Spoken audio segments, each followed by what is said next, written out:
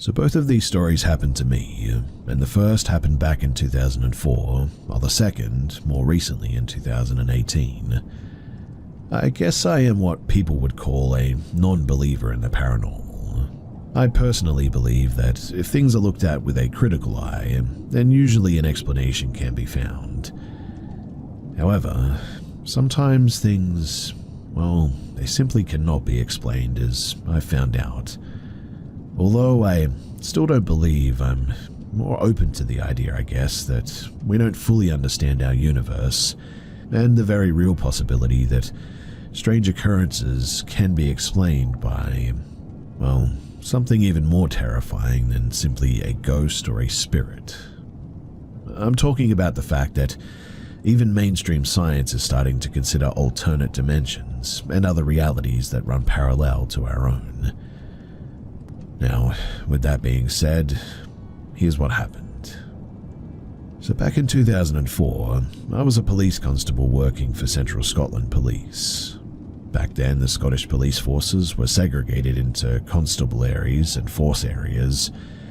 Grampian Police covered Aberdeen and the northeast.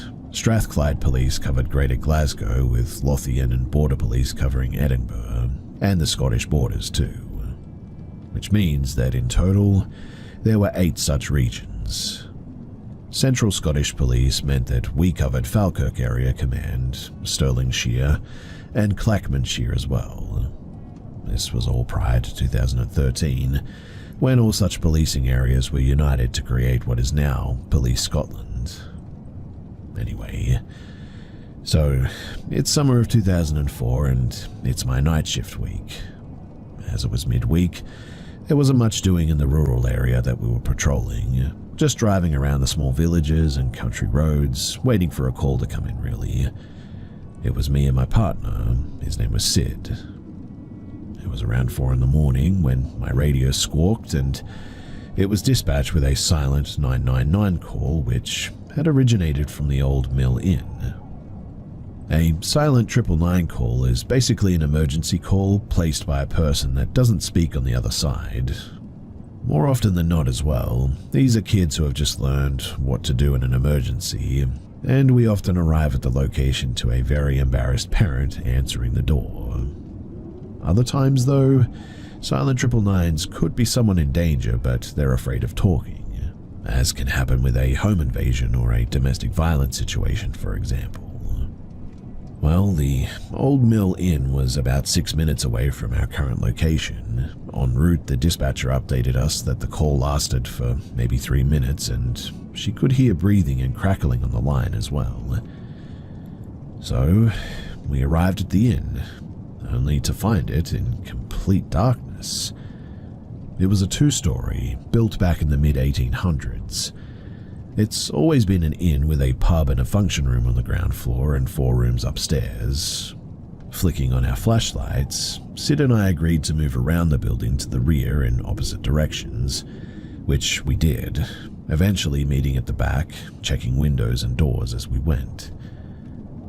After getting to the back door and realizing that the building is securely locked, Sid then radioed back to dispatch to firstly confirm the location, and secondly check the records for any key holders on file. Almost instantly she responded and confirmed the exact location, and then read out the address of the key holder, which she was dialing as we speak. As luck would have it too, the owner and the key holder of the inn lived in a bungalow right next to the inn, and within minutes we could see lights switching on in her home as she emerged from the front door. We explained to her the reason why we were there and that we would need entry to the property. She assured us that there were no guests booked in that night. In fact, there hasn't been any guests for the past few weeks. She unlocked the rear entrance as we made a methodical sweep of the bar and the restrooms. We went up the old stone staircase that leads to the second floor into the rooms. One by one, we slowly creaked open the heavy doors and inspected each room. As we were conducting our search guided by the owner, she did explain that none of the rooms have access to an external landline phone. The only phone line in the building was the telephone situated behind the bar, which we promptly went back down to inspect. I lifted the receiver and heard a dial tone. Everything seemed pretty legit. Sid seemed to be dismissive of the situation, saying, "Oh well, everything's fine here." It was then, though, that I thought of something. I called dispatch on my radio and asked them to repeat the origin number of the call and the details. She came back saying that she heard breathing and possibly a muffled voice, which for some reason she believed to be a male person.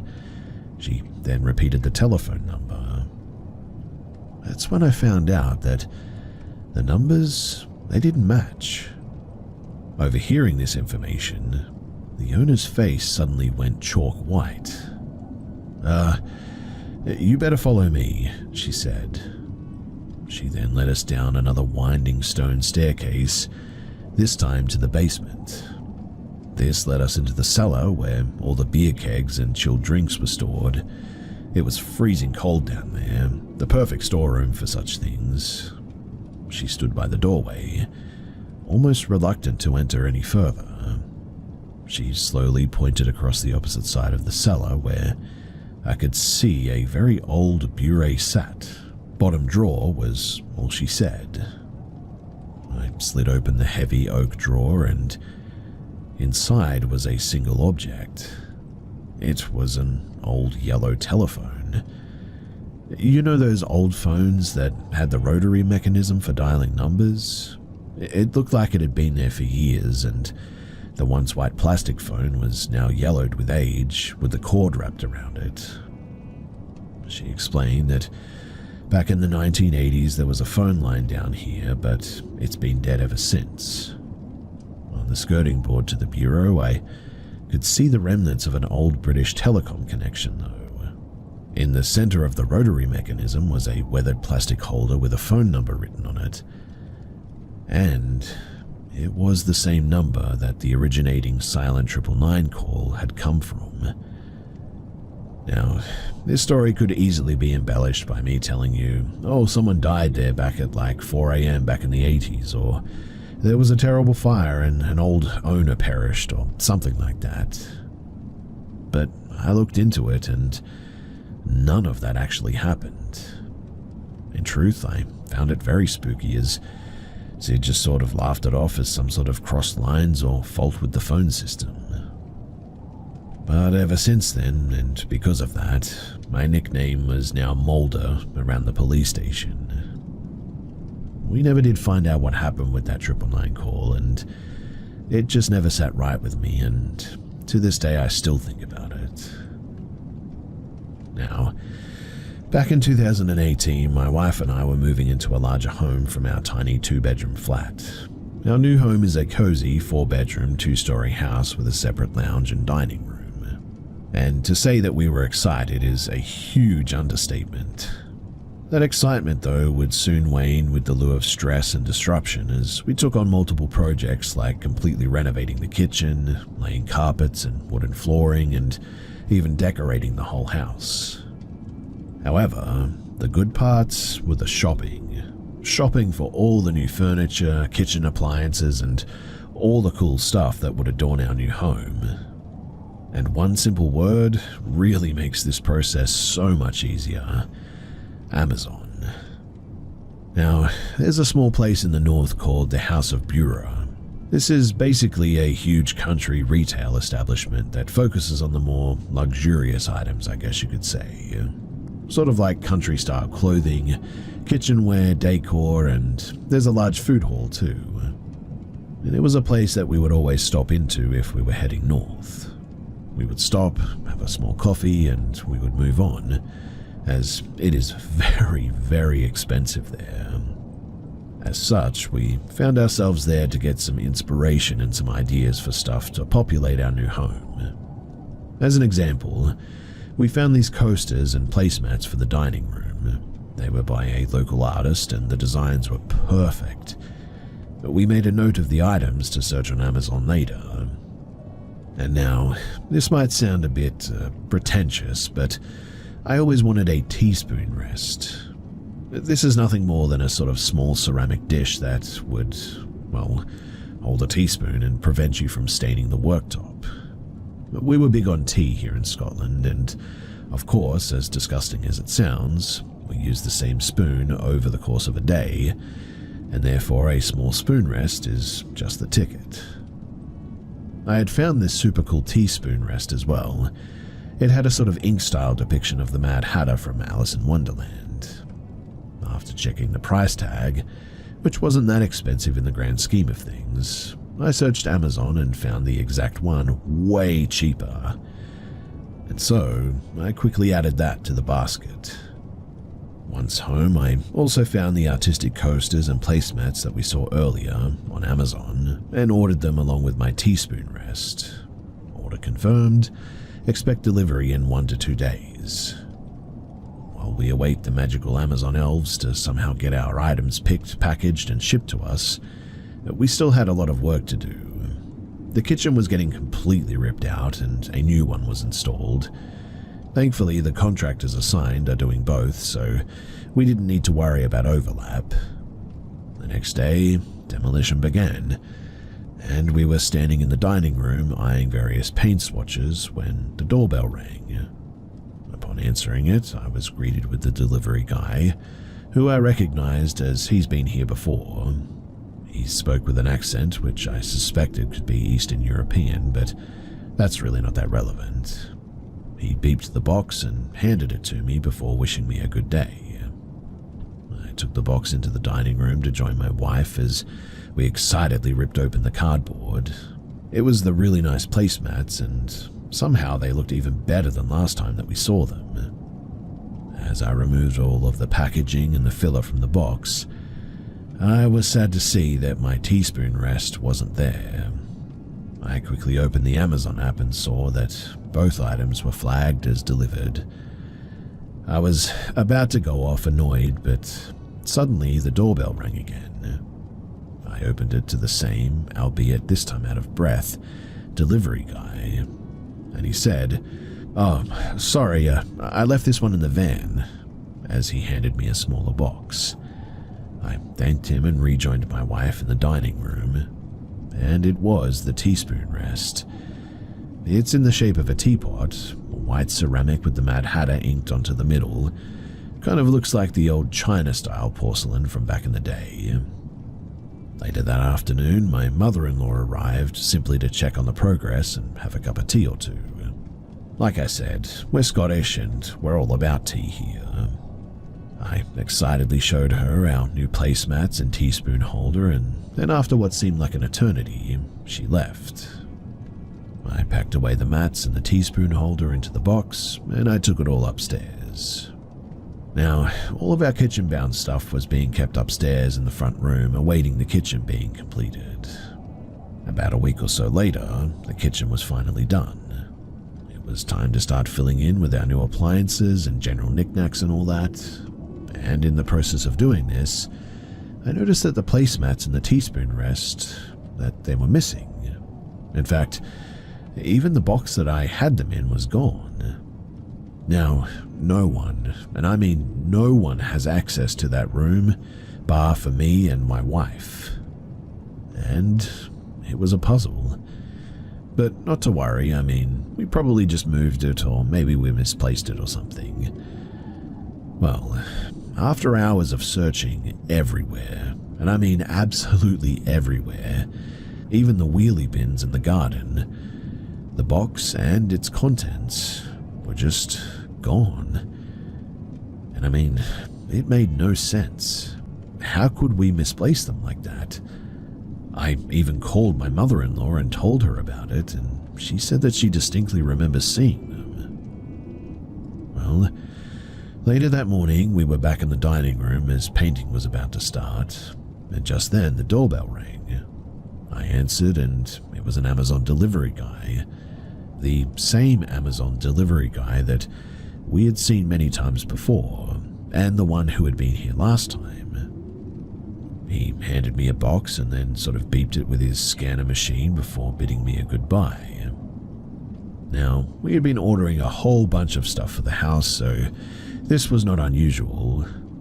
What was unusual, however, is when I rejoined my wife in the dining room and with her saying, "Oh, what is it?"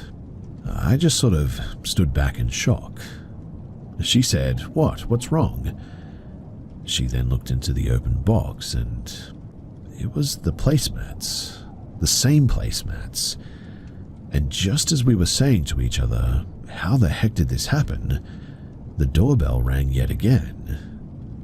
I answered the door, and I remember feeling my nose burning as tears began to fill my eyes, and hairs literally stood on the back of my neck as a smiling, out-of-breath delivery guy from before said those words. It was my teaspoon rest. I frantically opened the Amazon app, and next to the two items were the words, "Delivered today." Now, here's the thing. Since 2018, we have discussed this several times between ourselves and my mother-in-law, and what makes this whole thing even stranger is the fact that, although these are the placemats and teaspoon rests that we ordered, the designs on them somehow seem different, but only small details, like the position of the Mad Hatter and the way that he's facing is a little different. Now, I said at the start that I'm not what you would call a believer, but even with a logical mindset, I still cannot fathom how these occurrences took place like this. And to this day, I have no idea how to explain either of them.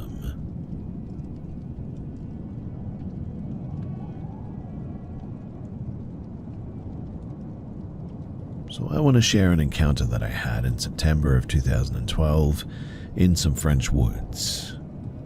I am still haunted by this creepy encounter, and I have a hard time accepting that I may be unable to know exactly what this creature really was.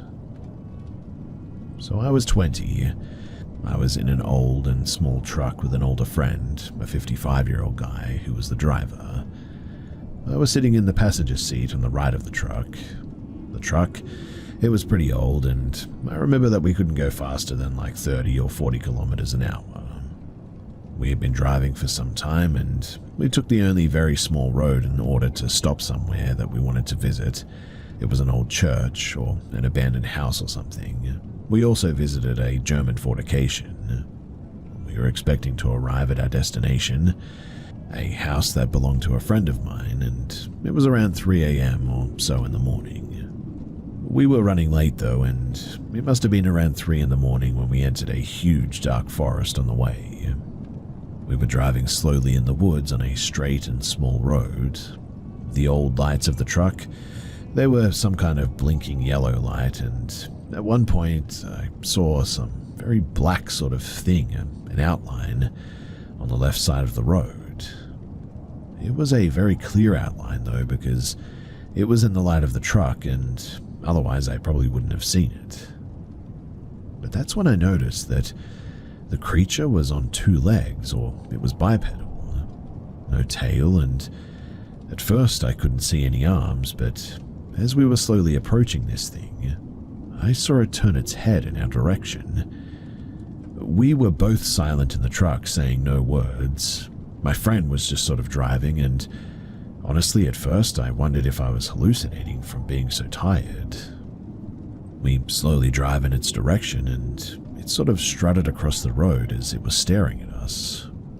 It had big yellow eyes though, like an owl almost, and it must have been around almost 2 meters tall. We were almost where it was now, and I remember fearing that it might open my truck door and try and grab me. Genuinely, I was pretty scared by this thing. I then saw an arm swinging along its thin black hairy body. Yeah, it had hair on all of its body. I saw an outline as we approached it, but as I got closer I saw this. It arrives on the other side of the road and suddenly stops and turns in our direction. It was still staring at us too. A few seconds later we passed it, and I didn't move my head, just looking right at it in the rearview mirror the whole time, seeing that it was staring at our truck, letting us drive away from it. My friend and I, we didn't say a word, and half an hour later we drove out of the dark woods, and I said something like, "Well, Weird things in the woods, right? And my friend was suddenly extremely nervous, saying, "Yeah, did you see that? What was that?" We talked about it, and allegedly, he saw the same thing as me and thought that he was hallucinating as well because he was tired. But no, we saw that thing in the woods. Today, he's 60 and I'm in my 30s, and we both still remember it and are still haunted by whatever this thing was. We talk about it every time that we meet each other, and he is particularly marked by the intelligence that its big yellow eyes seem to have. And look, I am an urbexer since like 2004, and I visit the catacombs of Paris like every 2 months. I've seen some weird stuff during my explorations too, but I've never really feared anything. But this thing, whatever it was, it truly scared me. Anyway, one day I found a picture on the internet, and sadly I didn't find the artist and there was no context, but this is pretty much what it looked like, what I saw, except for the eyes. They were much bigger and rounder and they were yellow, but apart from that, this is pretty much exactly what we saw that day.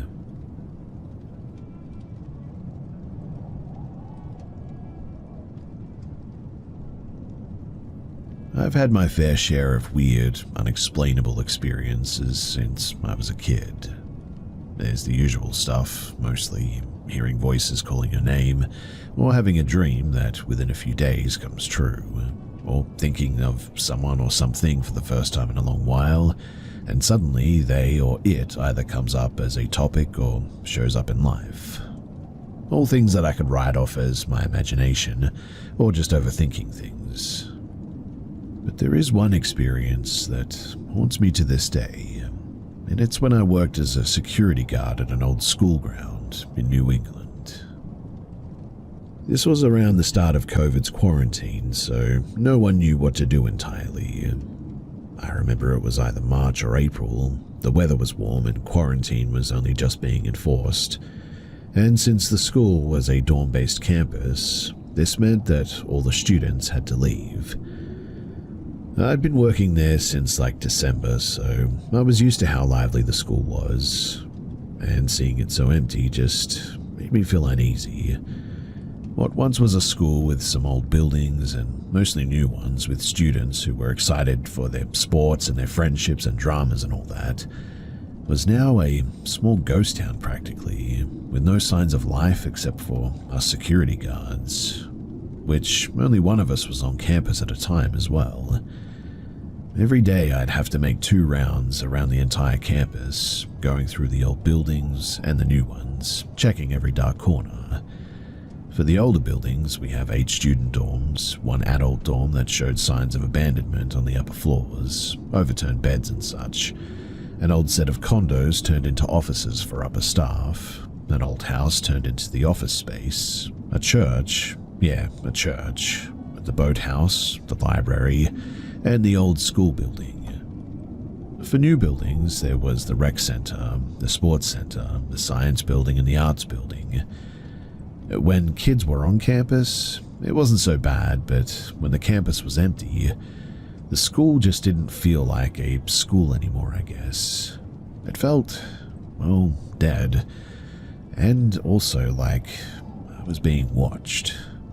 But not like I'm being watched by students, but by something else. Something that I figure didn't want me there.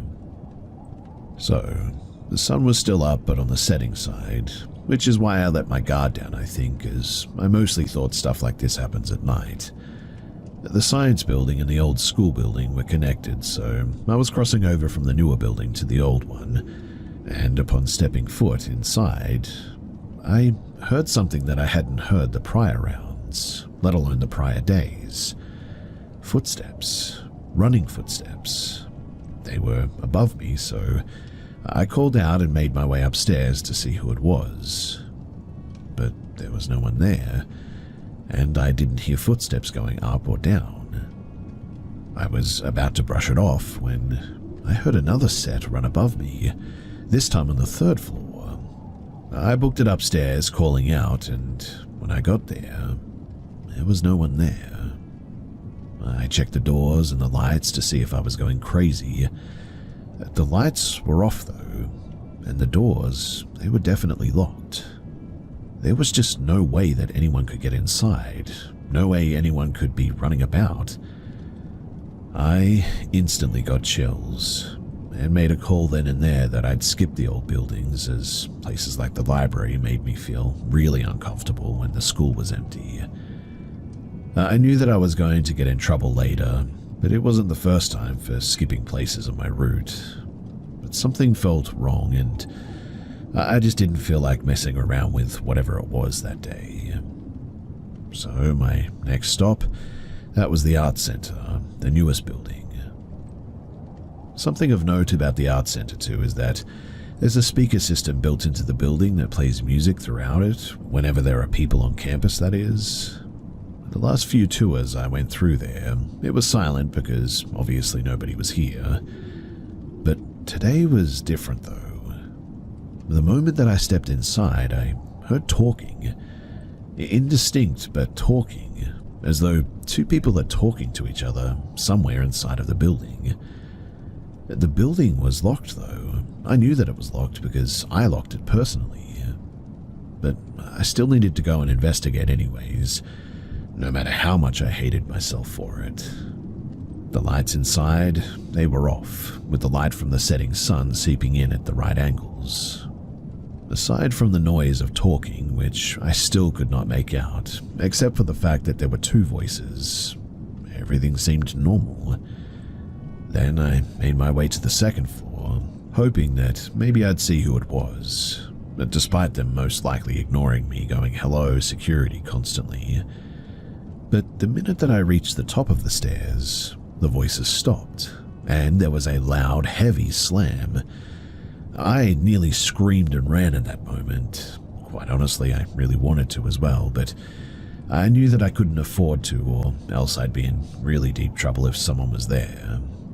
The area was very open though, which allowed me to track the source of the sound a little bit easier. It was a large, heavy door that we left unlocked due to it being easier to enter for our tours. It's the one room in the building that we keep unlocked because all that's really in there is chairs and tables and that, and some students would often use the room for clubs or watching movies on the projector. So I looked around the room. I made sure that nobody was there. However, just before I turned and I left, I saw something that I will never forget as long as I live. I saw a blue face looking back at me in a reflection.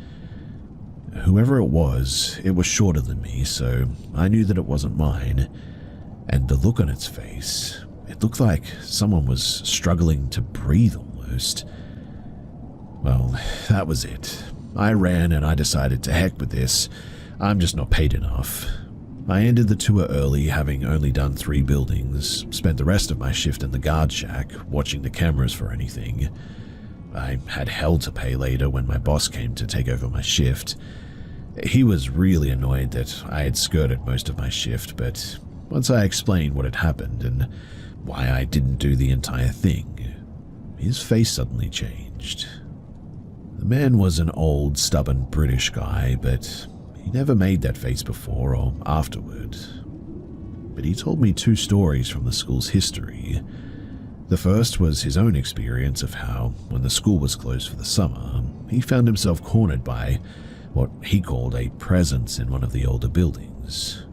He wanted to turn around, but according to him, it felt like something was standing behind him, and if he did turn around, that he would regret it. Eventually, the presence left, and he ended his tour, and same mindset that I had. The second story, though, was about a pair of boys who were playing on the river by the boathouse. This was in the early 1900s or so, during the early days of the school. Apparently, a pair of boys were playing on a raft in the river when one of them fell off. I did some digging, and records indicate that the boy, unfortunately, had drowned. The other boy tried to get help to save his friend, but when they got back, it was too late. Obviously, I don't know if the boy's spirit is the blue face that I saw, but I knew that I saw something. I heard something. Like I said earlier too, I've brushed off most of my weird and unexplainable experiences in my life as just my own imagination or maybe coincidences or whatever. But this one, I cannot shake off to this day. Something about that face burned itself into my memory, and all tours that I did after that had me paranoid and on edge. But thankfully, I never experienced another paranormal event there again. But it did make me realize just how much we've romanticized these experiences, and quite honestly, it disturbs me just how much we've done that.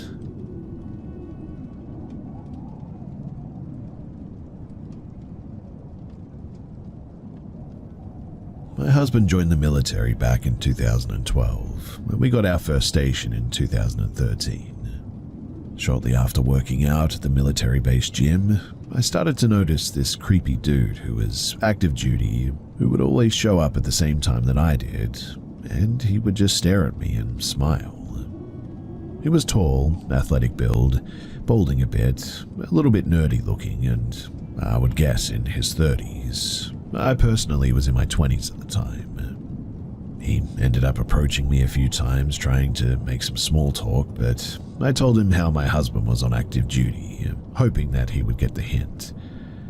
I realized that I never asked this guy's name and he never gave it to me either.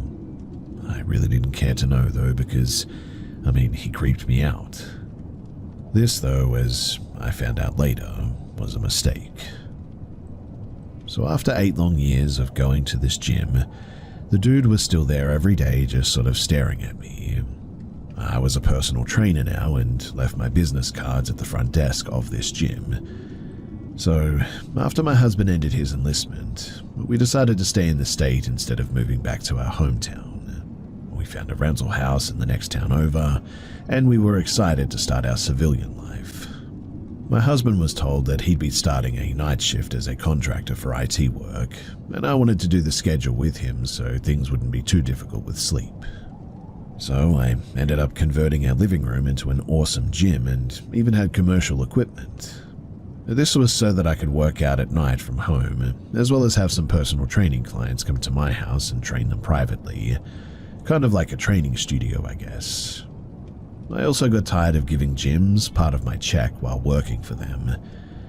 And during this time, my schedule was that my husband would leave for work at like 11 p.m. and work until 7 a.m. We'd stay awake while I'd train clients at home from 5 a.m. to noon, and then I would go to bed at around 2 p.m. and sleep until around 9 p.m. I was signed up through a company called Find Your Trainer, where clients could find trainers online in their area, and the company would schedule them to meet with you for sessions. They would prepay for this on the company website, and it was kind of like a scheduling service, I guess. Well, my phone chimed with an email one day saying that I had a new client showing up on Wednesday, and that he had purchased 6 sessions.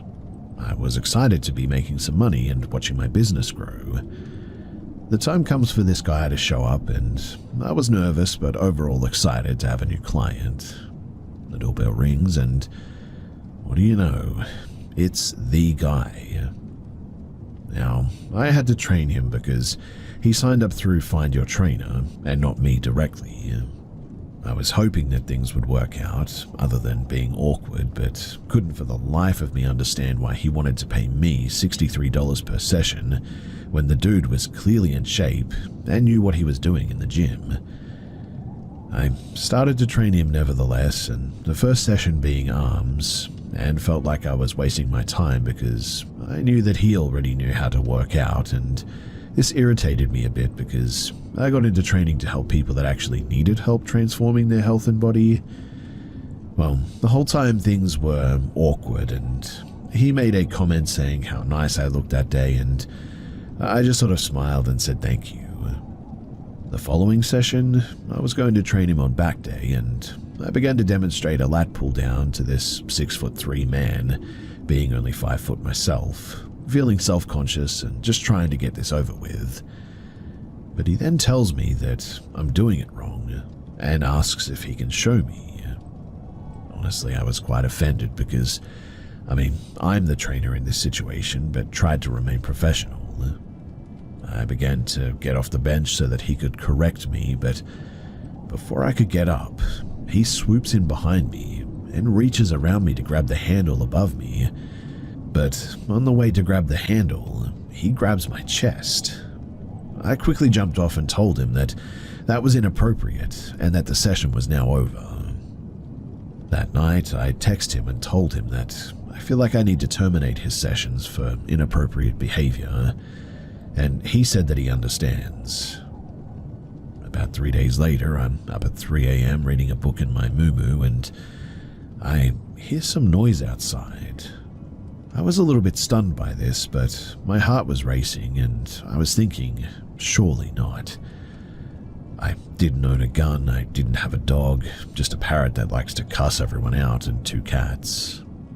So I get up and I peek out the blinds, and I see a man's foot running around the corner, and our shed door flew open. I freaked out and grabbed a butcher's knife and called 911 and told them that someone was trying to break into our home. The cops arrived and searched the property, but they couldn't find the suspect. But multiples of my husband's tools were stolen from the shed. I filed a report and asked them to get in touch with the HOA to review the cameras to see who entered the neighborhood that night. A few days later, the police called me and told me that they spoke with the HOA, and it turns out that their cameras were just decoys. That evening, we went to Walmart, and I saw the client leaving as I was entering, and he just sort of glared at me.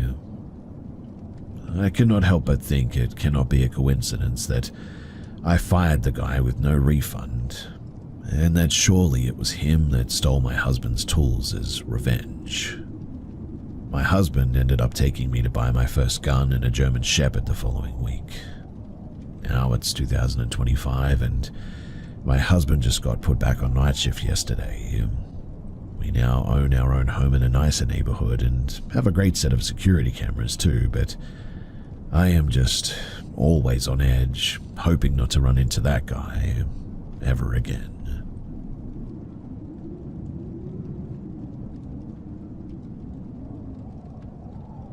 This is the first time that I've shared this online, but I have told this story to my friends and family in person. I was already pretty positive that there were things in this world that we just cannot explain with any certainty, science, or calculations. But this story is something that will stay with me for the rest of my life. So I was in rehab, like a pretty modern one that was considered an inpatient hospital. It wasn't actually a hospital or on the grounds of a hospital, but it was staffed 24/7 with doctors, nurses, counselors, and obviously patients. I was one of those patients at the time, and had been in the past as well. Sobriety can be a long road, trust me. No one had ever said that the place was haunted, and I want to make that clear from the get-go. It didn't have a reputation for it or anything. That said, several people, men and women, had died on the premises. 1 or 2 deaths were overdoses from smuggled-in drugs, and another couple, unfortunately, from withdrawal complications. Well, this is what we were told by the counselors anyway. They wanted us to know that it really was life or death, and better to get it right now than to have something like this happen to you in the future. So, there I am going through the journey of recovery, and several minor things happened that kind of made me go, However, one night, I'm totally passed out sleeping, and I'm having a pretty terrible nightmare. The kind that you just sort of want to wake up from because they're so brutally vivid and horrid. I finally managed to wake up out of this dream, and this is what I woke up to. So I open my eyes, and I'm looking at the large window that takes up a whole wall of this room. Imagine a sliding glass door-sized window going across the whole wall. The window overlooks a parking lot from the second story of the building. The streetlights, they illuminate the parking lot too, and the glow from the streetlights creates a sort of very dim backlight. And in front of this dim background is what I can only describe as like a shadowy figure, literally staring into my eye sockets the minute that I opened them, coming out of the dream. This thing that I could see from waist up was perpendicular to the ground. So I'm sort of laying down, and what I mean is that I'm laying down and this thing is standing the same way that I'm laying. I want to try to be clear here because it was standing in front of me as if it was standing on the wall sideways. So when I open my eyes, it's as if we were having a sort of high noon shootout 12 paces apart. The thing, it's lined up with me sideways and I'm in bed laying down. And for about a whole second, nothing happens. I'm just sort of coming out of my dream trying to grasp what the heck I'm even seeing. But whatever this thing is, it's darker than the dim backlight, like pitch black, and this thing or shadow person then somehow realizes that I'm now looking at it, and darts through the wall so abruptly. Maybe because it was seen and like the gig was up was sort of how I felt about it. But as it's darting through the wall, it hits the blind, this long dangling kind, and this long chain that was for opening and closing the blinds. And I mean, when I tell you I opened my eyes, briefly I had a stare down with this shadow person standing sideways, and it's like the shadow figure goes, "Oh no, he's awake," darts through the wall, smashing into the blinds and the chain, all in a matter of seconds, and this chain is now swinging wildly. And so, as you can probably imagine, I'm fully freaked out at this point, and I jump out of bed, turn every single available light on, and I look back at the blinds, and they are still swaying from the contact with this, well, shadow figure. I didn't dare go anywhere near that section of the room. I'm like, what the heck was that? And then the next thought that I had was, no one in this whole world is ever going to believe what I just saw. After some time had passed and there was no further explanation or shadow persons, I sort of calmed myself down enough to get a few hours of sleep. Now, here's the kicker. So I woke up in the morning and the chain for the blinds is still swinging. Keep in mind it's like 3 a.m. when this all happened, and it is still swinging from getting nailed by a darting shadow figure here in the morning. So at this point, I need a witness. I hear people waking up and I run and grab my closest rehab buddy, and I'm like, "Dude, you won't believe this, but come and look at this." I give him a quick rundown of what had happened and show him the still swinging window chain. He was absolutely stunned, to say the least, as was I, but he also knew that I wouldn't lie about anything like this for no reason. So he takes a look at the chain, which is still steadily swinging, mind you, and is like, "How does this even happen?" I was like, "Yeah, I know, it was like 3 a.m. when it began." So he decides not to touch the chain, and we decide to see what happens. I mean, it won't keep perpetually swinging, right? We go to breakfast, come back up to our rooms at 9 a.m. Him and I immediately go to my room to check on the chain, and it is still swinging, with literally no discernible way of keeping its momentum. We walk up to it, slowly examining it, if there's any fans, vents, or airflow of any kind that could be pushing this chain in its perpetual path like this. And no, there's just no possibility of anything causing it to continue swinging like this. Finally, my buddy sort of cracks, and very hesitantly he grabs this chain, and he stops it. And as any investigator would, he checks it, around it, and all above it, and everywhere that he could, and is like, "That's so strange. Well, let's see if we can get it to do it by ourselves." And I kid you not, this began about 2 hours of us swinging the chain ourselves. And every single time, it wouldn't keep perpetually swinging. It just wouldn't.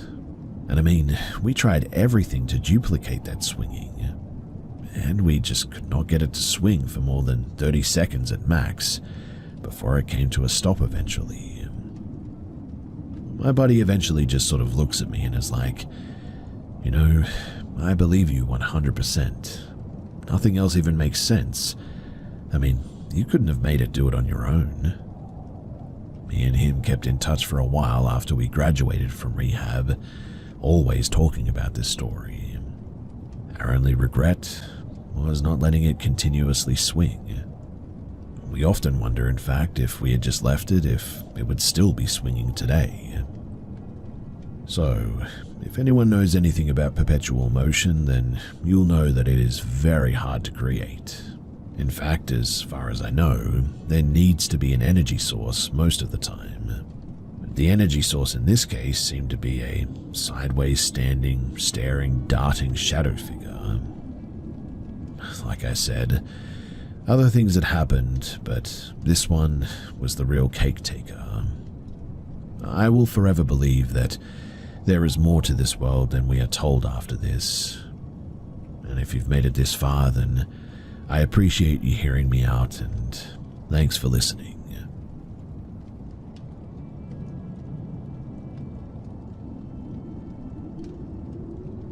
When I was 14, I'm 25 now, the house that my dad lived in, well, it was more of a shed converted into a tiny home, really. But I was convinced that it was haunted. A few different things happened, each one solidified my belief that something was really happening there too. It all started with what I first passed off as sleep paralysis. I would not be able to move anything other than my head, and one night I couldn't open my eyes, and I felt like something the size of a fully grown man sat with his full weight on my chest. Another time I saw something dark and shadowed crouched in the corner of the room, and after about 15 to 20 minutes, I was finally able to move just enough to turn on my lamp, and when I did, nothing was there, and nothing that could have cast a shadow or be mistaken for what I saw.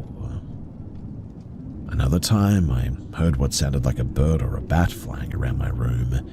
The flapping noise was really loud and definitely was not coming from outside. I should also mention too that my room locked from the inside and the window was closed at the time too. Now, the reason that I know that this wasn't just a case of sleep paralysis was that it only ever happened in this house. Not at my mum's or grandparents' or friends, only ever at my dad's place. And honestly, at first, I thought that I was losing my mind. But then something happened that made me realize that whatever was happening was actually real. You see, my dad was sitting in the kitchen with the door to outside open, and it was at night, so you could only see as far as the kitchen light went, when all of a sudden I saw something or someone walk past the door. Honestly, it looked like a young teen girl in a white dress and semi-long black or dark brown hair. At first, I genuinely thought that I'd imagined it.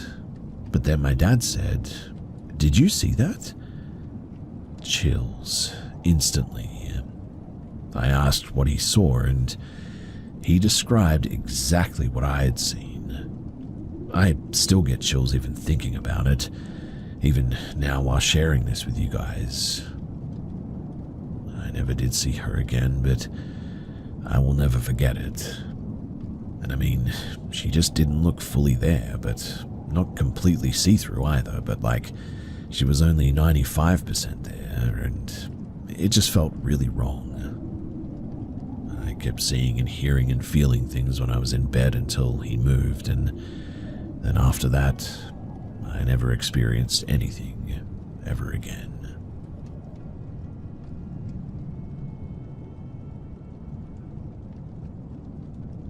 A friend of mine has some private land out of the way in northern Georgia, basically lower Appalachia. He's done some work to the land out there, and we would often be out all day just doing some shooting or hunting and whatnot. In 2022, we planned to have a large group of our friends camp out at the land that day.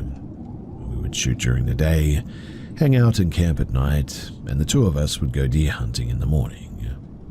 We all stayed up late that night.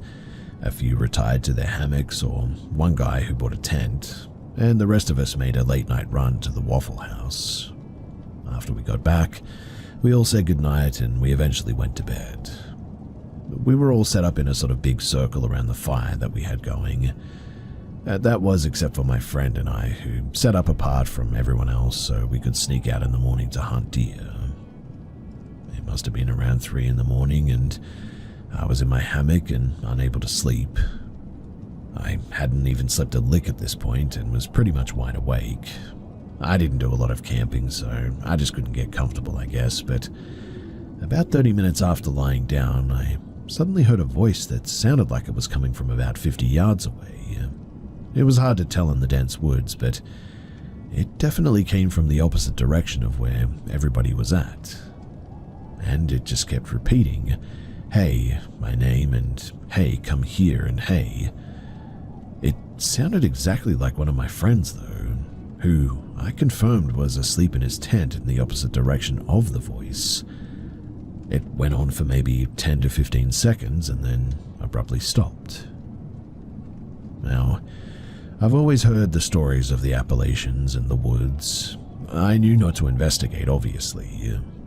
And eventually, about maybe an hour later, I must have fallen asleep.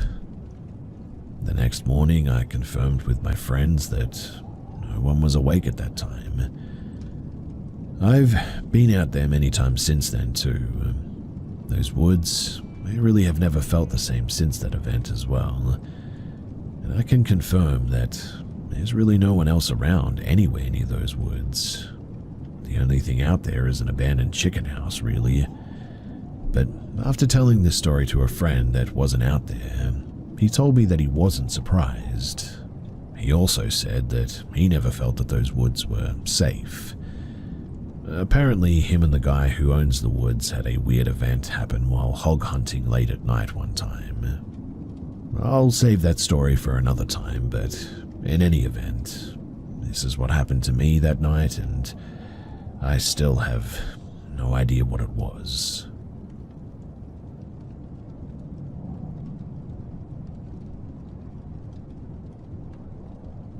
I, 20 years old and female, met a guy on Tinder who was 23 and male. His profile said that he was an animal lover, that he was a builder, and that he was a romantic guy. He sounded like a sweet guy. We matched, and after a day of talking, we decided to go out. We went out to this nice pub near my house. Since it was so close too, I walked there. And when I got there, the guy had already sat down and ordered us both some drinks. I sat down and we said a few hellos. Now, I've had some bad experiences with relationships before, so I asked a few waiters if he had put anything in my drink. They all said no, but I was still very cautious, so I drank it with a straw to see if I could taste anything, and thankfully it just tasted fruity. The conversation was a bit awkward, but as it calmed down and after we had eaten some food that we had ordered, he said, "I've seen you on Instagram before." It wasn't the weirdest thing. I do have a public account after all. But the way that he said it was, well, strange. I offered to pay for the meal, but he said that we should split it, and so we did. Afterwards, I had only had one drink, and I decided to go home as it was pretty late and the pub was going to close soon anyway. As I was about a block away from my house, I noticed that I had left my keys at the pub. So I turned around to go and get my keys, but I saw the guy illuminated by a streetlight. I stopped in place. I called out his name and he replied by saying that he had found my keys and called out for me, but I didn't hear anything. Honestly, I was tired out of my mind, so I just got my keys off of him and I watched him walk away, and then I turned around and I walked home. The next week, it was okay, but one day I was in the bath just sort of soaking with an audiobook playing in my headphones, and I got a message from the guy. It was a sweet message asking how I was. just said that I'm okay and I'm just relaxing. But as I said that, I heard something fall against a wall in my home. My cats and dogs do sometimes hit the walls, but this sounded larger than normal. Then he sent a message, "I just tripped and fell, LOL."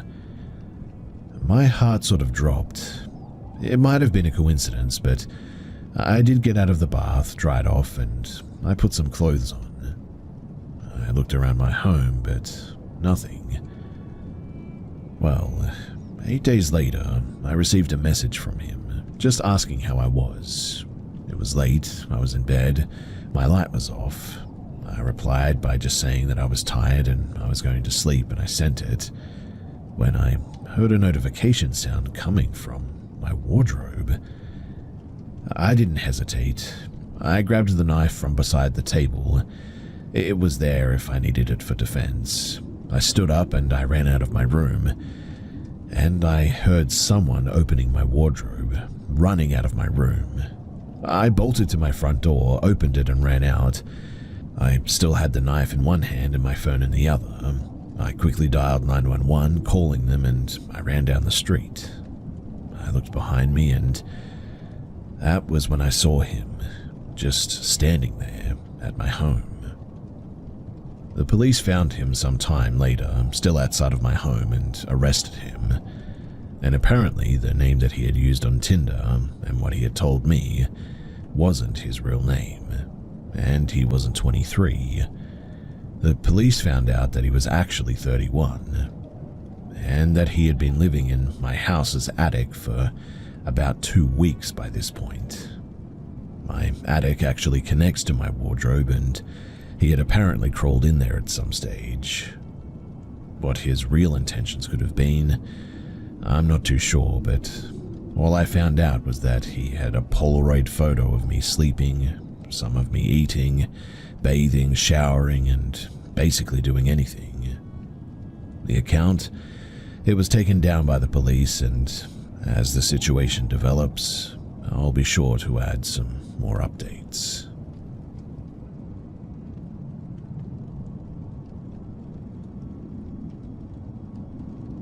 So I just want to say before I begin that I acknowledge that I might be overacting to this entire thing, but also maybe not. Maybe you could be the judge of this and help me out. So, I had worked for a manufacturing company for about 10 years. The job was okay, but my immediate supervisor was an absolute jerk. He was mean for no good reason, and was incredibly harsh. There were people who quit after working with him for just one shift, in fact. He made a woman cry, and just an all-in-all jerk. I was able to let most of his words and behaviors go, but I'd be lying if I said that there wasn't a few times that I did cry on my way home. I was in a long-term relationship with my verbally abusive boyfriend at the time, which meant that I had some pretty extreme confidence issues after dealing with him for so long, for charges that were completely unrelated to the way that he treated me, and that's where things really changed. My supervisor's attitude really changed all of a sudden. Not just towards me, but towards everyone. All of my co-workers made comments about how nice and pleasant the supervisor was being lately. The supervisor's name was Phil. So I made a comment to Phil about an upcoming concert at one stage. I knew from past experiences when trying to make small talk that we both listened to the same type of music, a local radio station that had been giving away tickets, and I had been trying all week to win the tickets, and I was frustrated that I had won, despite trying to call at least 24 times. It was a few days later when Phil asked me what I was doing on the night of the concert, because he told me that he had gotten tickets for the show. I assumed that he meant that he had won them, and I was super excited and told him that I'd love to go if he didn't think that there was anyone else who would want to go with him. He didn't, and so I agreed to go. He gave me his phone number, and I texted him for his address. He asked me to be there about an hour before he wanted to leave, and I thought that that was a little bit excessive, but I agreed to meet him at that time. Maybe he wanted to leave early for a good parking place or whatever. When I arrived at his home, I was shocked to find that he had ordered pizza, which I guess isn't that odd, but what was odd was that he had ordered 2 pizzas, and both pizzas were my favorite toppings. Again, not super strange, but a really odd coincidence, I guess, is the better way to put it. Especially because my favorite pizza isn't exactly a usual request by most people, but it's not a crazy combination either. It could have just been a very crazy coincidence, so I accepted a few pieces of pizza, and then he opened the fridge and offered me a beverage.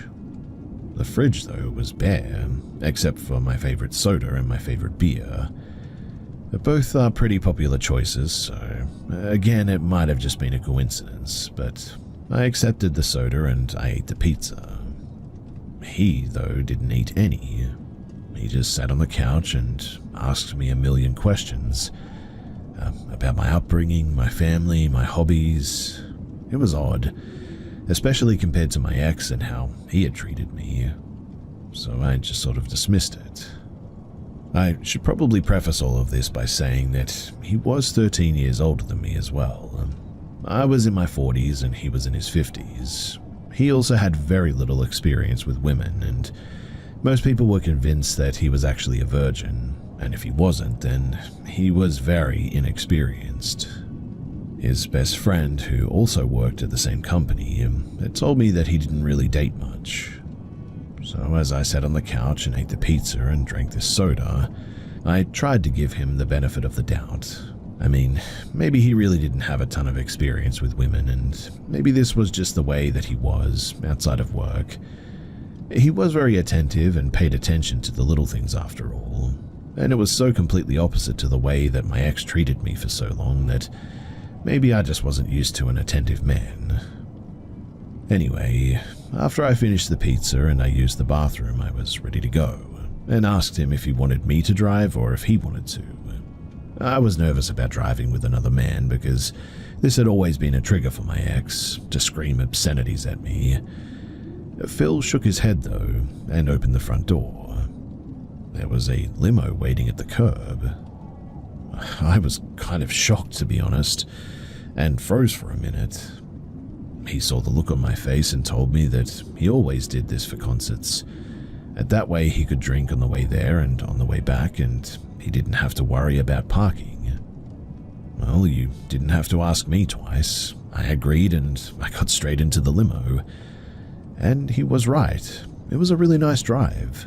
The limo was stocked with my favorite beer on ice, and I had a nice relaxing ride to the concert, where he continued to ask me all kinds of questions. I tried to ask him some things too, but he would always deflect or just sort of turn it back around on me.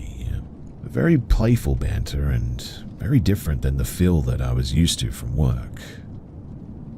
I didn't know it until we got there, but the tickets to the show were the 6th row, center stage, great seats.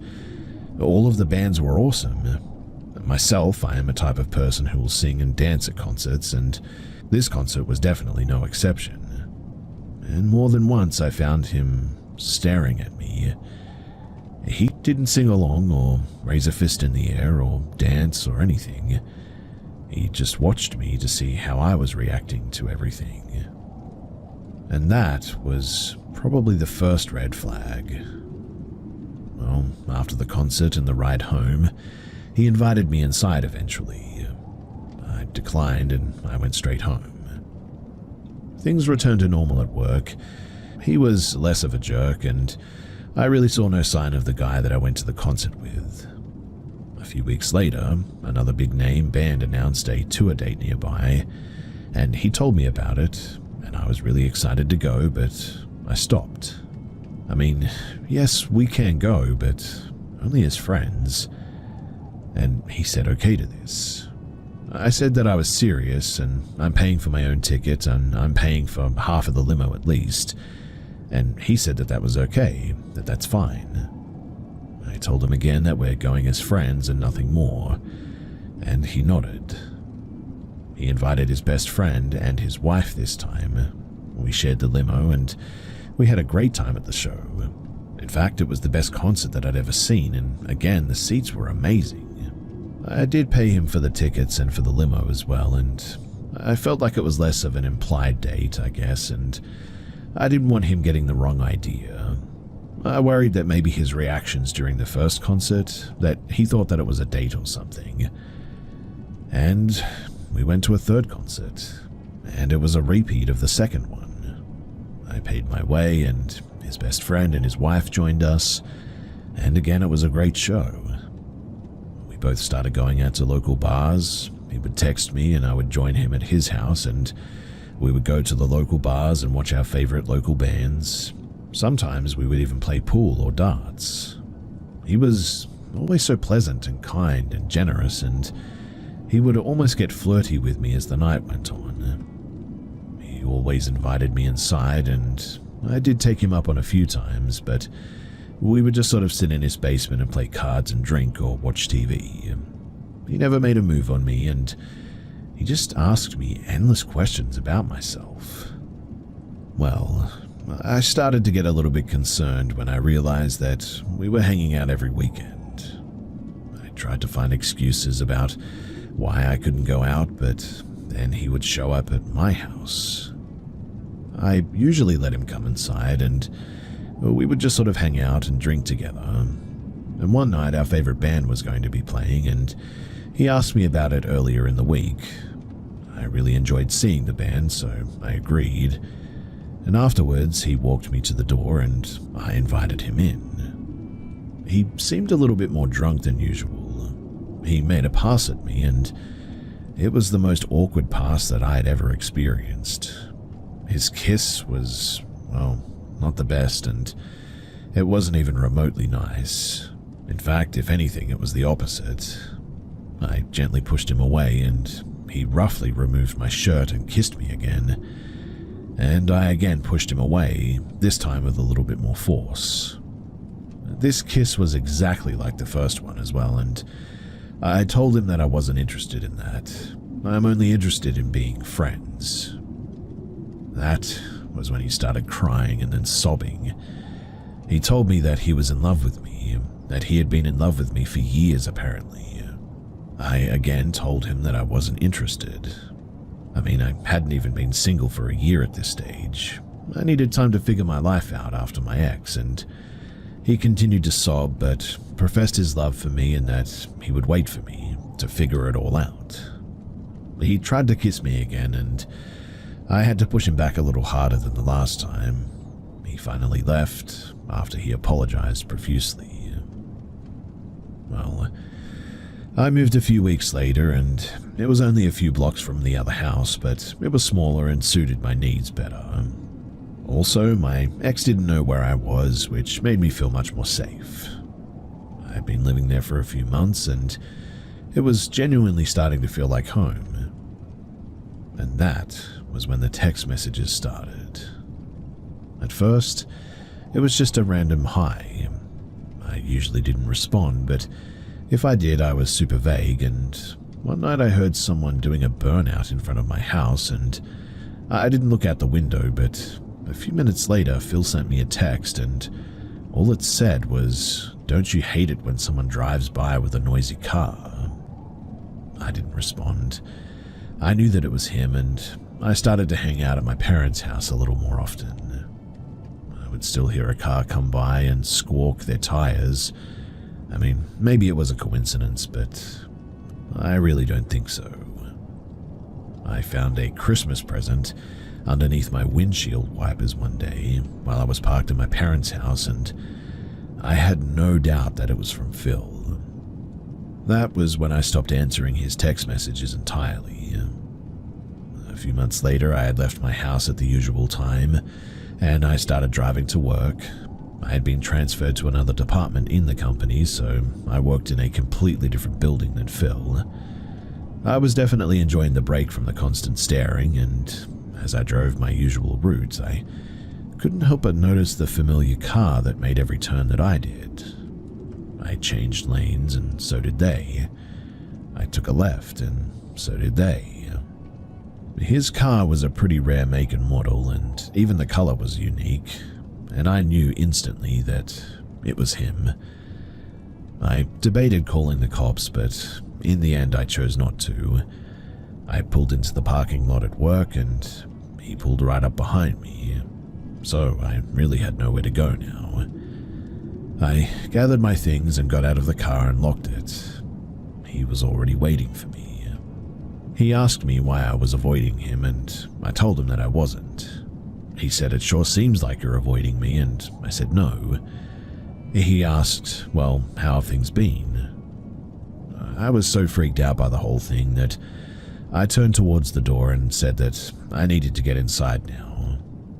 He glared at me and then said, "No, you don't." I ignored him and I went inside. He squawked his tires again and left the parking lot. It took me quite a while to gather myself and to go onto the production floor after that interaction. I spoke to one of my co-workers who was familiar with everything that had happened, and after discussing it, I sent a text message to Phil and told him that he was stalking me and that I didn't appreciate it and that it was not wanted. I thought that we could be friends, but I guess that that's too much for you. Please stop following me to work, driving by my house or my parents' home, and no more text messages. In fact, any more contact on your part and I'll be contacting the police. His response was instant, like he'd been waiting for it almost.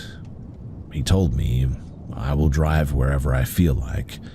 I'm not going to change my habits or my life because you're paranoid. I'm not stalking you. You have no idea." I have not had any other contact with him since then. It's been almost 10 years and I'm married now, in fact, and living on the other end of town. And maybe I'm paranoid, but sometimes I see the same car drive by slowly or late at night, and I hear someone doing a burnout in front of my home. I'm not sure if it's him, but if it is, well, it's been 10 years and that thought is rather disturbing. Ladies, be careful of the men you choose to be friends with, because this, for me, could have ended a lot differently.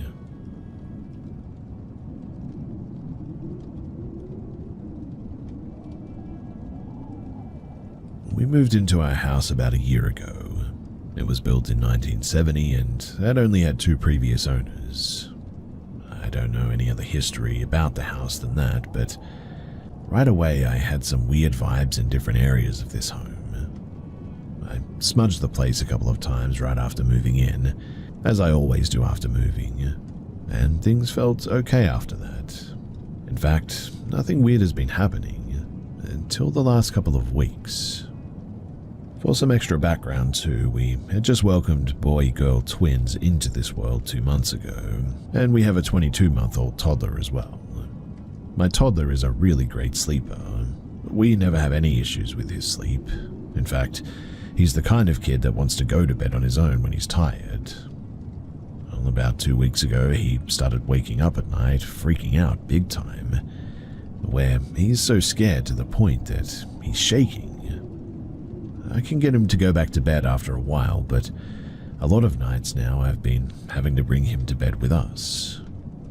He never used to go through this kind of thing, but now he talks about a meanie in his room. He also says that he sees an owl. He'll point to the corner of his room by the ceiling, even during the daytime. He even tracks whatever he's seeing with his eyes across the wall, and when I go into his room to comfort him at night, oftentimes he says things like, "Bite mama" or "hurt mama." Super creepy, right? Well, my husband and I have had some stuff happen recently. My husband has heard footsteps down the hallway at night and swears that he heard his mum calling his name. One evening, my son's kid-sized rocking chair was flipped totally upside down in his room. And I can confirm that it was upright just a couple of minutes prior when I was in there. Nobody else was in that room when it happened, and so I saged the whole house again a few days ago and paid extra attention to my son's room. But this time, things haven't gotten better though. My sister, who is a medium, she told me that she thinks that it's possible that from the new babies, our extra stress and some recent renovations to the place, that we might have stirred things up around here. She lives in a different country, so we cannot really have her come here to check things out for us. I'm going to try and smudge the house again today, but I am really getting worn out with what's going on here. We're already exhausted with our newborns, but having to deal with this on top of things is genuinely very tiring. So, that's why I'm here. I'm looking for any advice and am also interested in similar stories that others may have and how they dealt with this. Because right now, I'm exhausted and I just want this gone.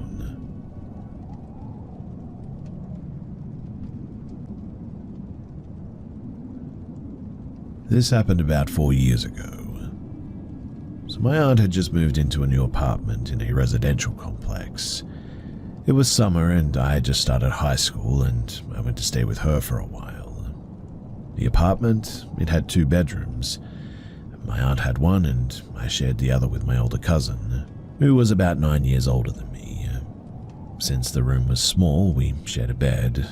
Because the electrical outlets were weirdly placed as well, one at the head and one at the foot, we ended up sleeping in opposite directions. She slept with her head at the top of the bed, and I slept with my head at the foot. Right above her head was a large window, though, facing another apartment building in the same complex. From where I lay, I had a perfect view straight into the apartment directly across from us as well. Now, my cousin always went to bed pretty early, but I was a bit of a night owl at the time. I usually stayed up until around 5 a.m., and that's when I noticed something weird. Every single night, without fail, at exactly 4:02 a.m., the light in that apartment would turn on. Just one light in one specific room, and at exactly 4:05 a.m., it would turn off. Never early, never late, 3 minutes, every single night. At first, I brushed it off, but it happened so consistently that I got curious. One night, I asked my cousin to stay up and watch it with me, and sure enough, 4:02, lights turn on, 4:05, and they're off again. She was so creeped out by this that she told my aunt the next morning.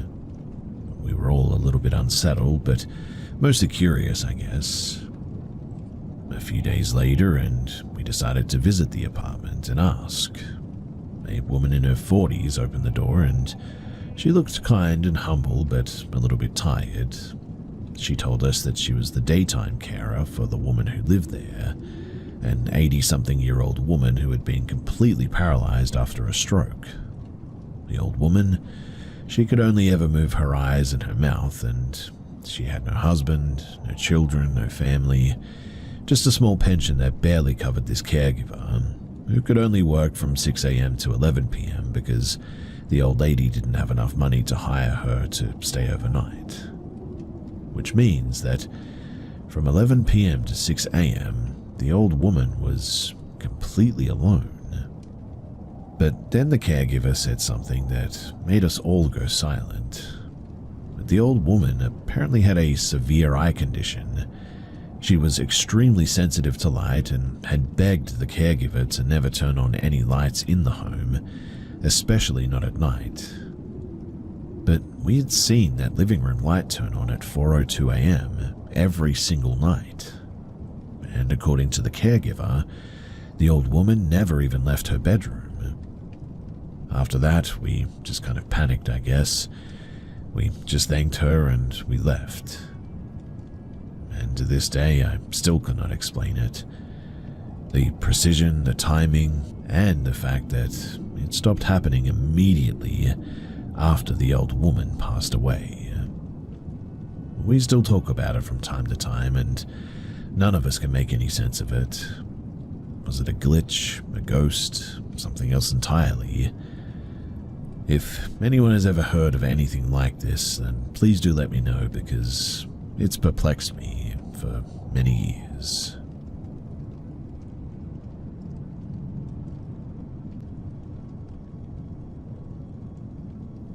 we bought this house 1 year ago, July 8th. We were told when we came to see the house that the previous owner had actually died, but it wasn't until we were a week or two away from closing that I found the obituary and read that she had died at her home. Immediately too, when we moved in, I started seeing things. My 18-year-old daughter said that it was haunted from the moment that she stepped in. She was not with us when we looked at it. This was after we had bought it. It started with me, though, seeing what I would say is a woman walking from the dining room to the living room as I went from the living room to the kitchen.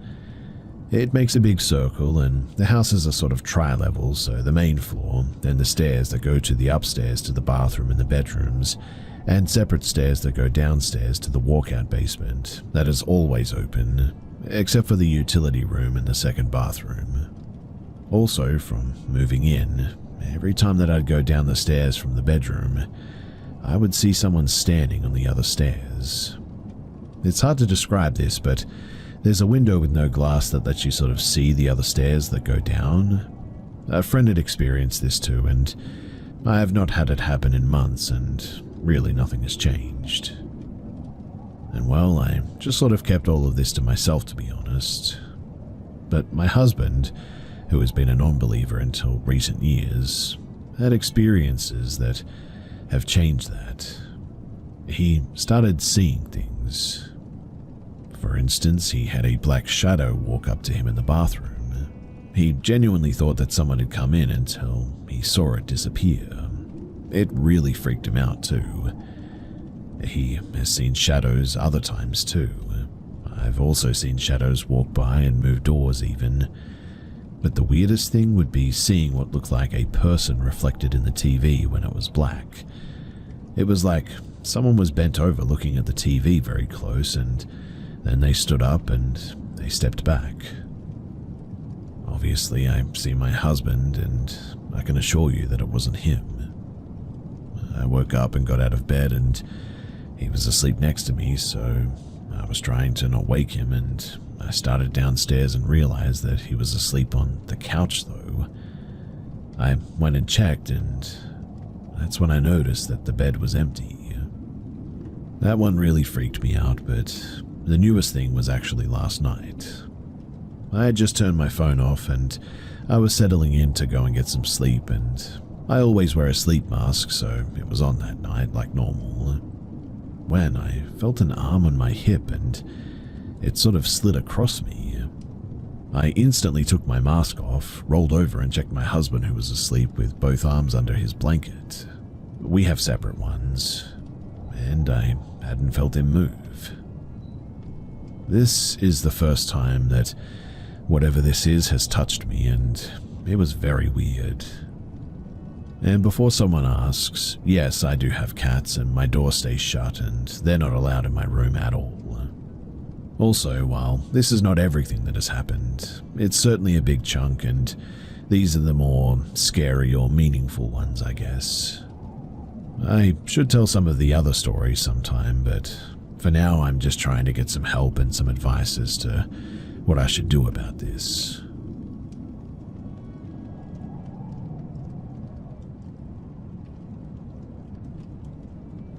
So me, 29 and male, my girlfriend, female and 27, my friend or roommate, male and 28, and my girlfriend's sister, female and 26, moved into some new apartments about a year ago. We haven't had anything weird happen at all, besides the occasional sound every now and then that nobody thinks much about. But in the last 6 months or so, the balcony door will just open. We live on the 3rd floor, no fire escape. It would happen often enough to where we had to be sticklers about locking the balcony door. The rule is that if you unlock the balcony door, you have to lock it back up or it will come open and the cats will get out. Well, we stopped having a problem with the door opening altogether at some point. And about 2 hours before sharing this, I heard someone yanking the heck out of the balcony door. I'm the first one to wake up at like 4 a.m. to get ready for work. Today I happened to be sitting in the living room 10 feet away from this door while sipping on some coffee. and I heard the door handle squeak and the door yank really hard enough in fact for the blinds on the door to stir from the force and stay moving for a good minute. I stared at the door trying to figure out what had just happened. I looked at the lock and saw that it was still deadbolted. Both cats came over to investigate. One of them had their tail puffed up. I just couldn't figure it out and I'd had enough, so I ran to my bedroom and sat there sipping my coffee. The two cats followed closely behind. I was sitting on the bed trying to explain away what had just happened when I could hear the door yank again with a slightly lesser force. I continued to sit in the room out of fear, and I began looking up stories of negative air pressure opening doors and how that works in an effort to find an explanation. But nothing accounts for the door handle squeaking from turning at the same time. I then heard the door yank again, and this time my frustration overcame my fear. I bolted out of my room. I found my friend or roommate, male and 28, standing in the living room. He looked startled from me popping up like I did, but immediately said the balcony door was open. It was freezing in the living room now from the chilly night and the door being just wide open. He understandably must have been a little frustrated too, but I mentioned that the door was locked and told him about what had just happened. I'm not entirely sure if he believes me or not, but he didn't object because the door opening has been a problem for a while. I am a skeptic, always have been. I'm always able to explain things away, but this one, I'm just stumped by. I guess I'm here just looking for explanations as to what this could be, and that if it involves the paranormal, what should I do about it? What I just witnessed is the weirdest thing I've seen outside of movies, so please, debunk it if you think you can. I'll try to respond to any questions below in the comments. I'm going to work now and I'll be there all day for the most part, so I'll get to them when I can. Also, just quickly, I spoke with my roommates. It was confirmed that the door was fully latched and locked that night. I did a full inspection of the door, the hinges, the strike plate, and even the latch mechanisms. The hinges are very tight, not even a little bit of play in them. The deadbolt is working very well and to the fullest degree. The door handle is pretty wobbly, but the rest of the mechanism is fine, which is strange because it didn't used to be like that, and we almost never used that door. I looked for looseness in the strike plate and any unusual bends or anything, but there aren't any. Every bit of the door just works great. I tried yanking on the door myself. There's no way that there can be any movement, let alone enough to cause the blinds to move to the degree that they did. I positioned the handle mechanism to sit just loose enough on the strike plate to not latch but not fully open either. This was very difficult to do, but I then yanked the door a few times, and it takes a great amount of force with both hands to pull the door open from this position. If wind or negative air pressure was the issue, it would have taken a heck of a lot, which I'm not saying is impossible, but there would be obvious evidence of this for sure. But even if this was the case, the deadbolt was fully latched, like I said. It is also confirmed that there were no windows open that night anyway. I remember it being a very still morning in terms of wind, in fact, and I asked my co-workers along with my roommates if it had been windy at any point in case I missed it. But everyone said that it was not windy in the slightest at all, not even a breeze. I feel really weird coming to the conclusion that an ethereal being of some kind opened my door forcefully, but it's looking more and more like I will have to accept this as my answer. I'm still open to any other ideas to investigate or reasons to explore what could have caused this, but I'm running out of answers, and that is pretty frightening.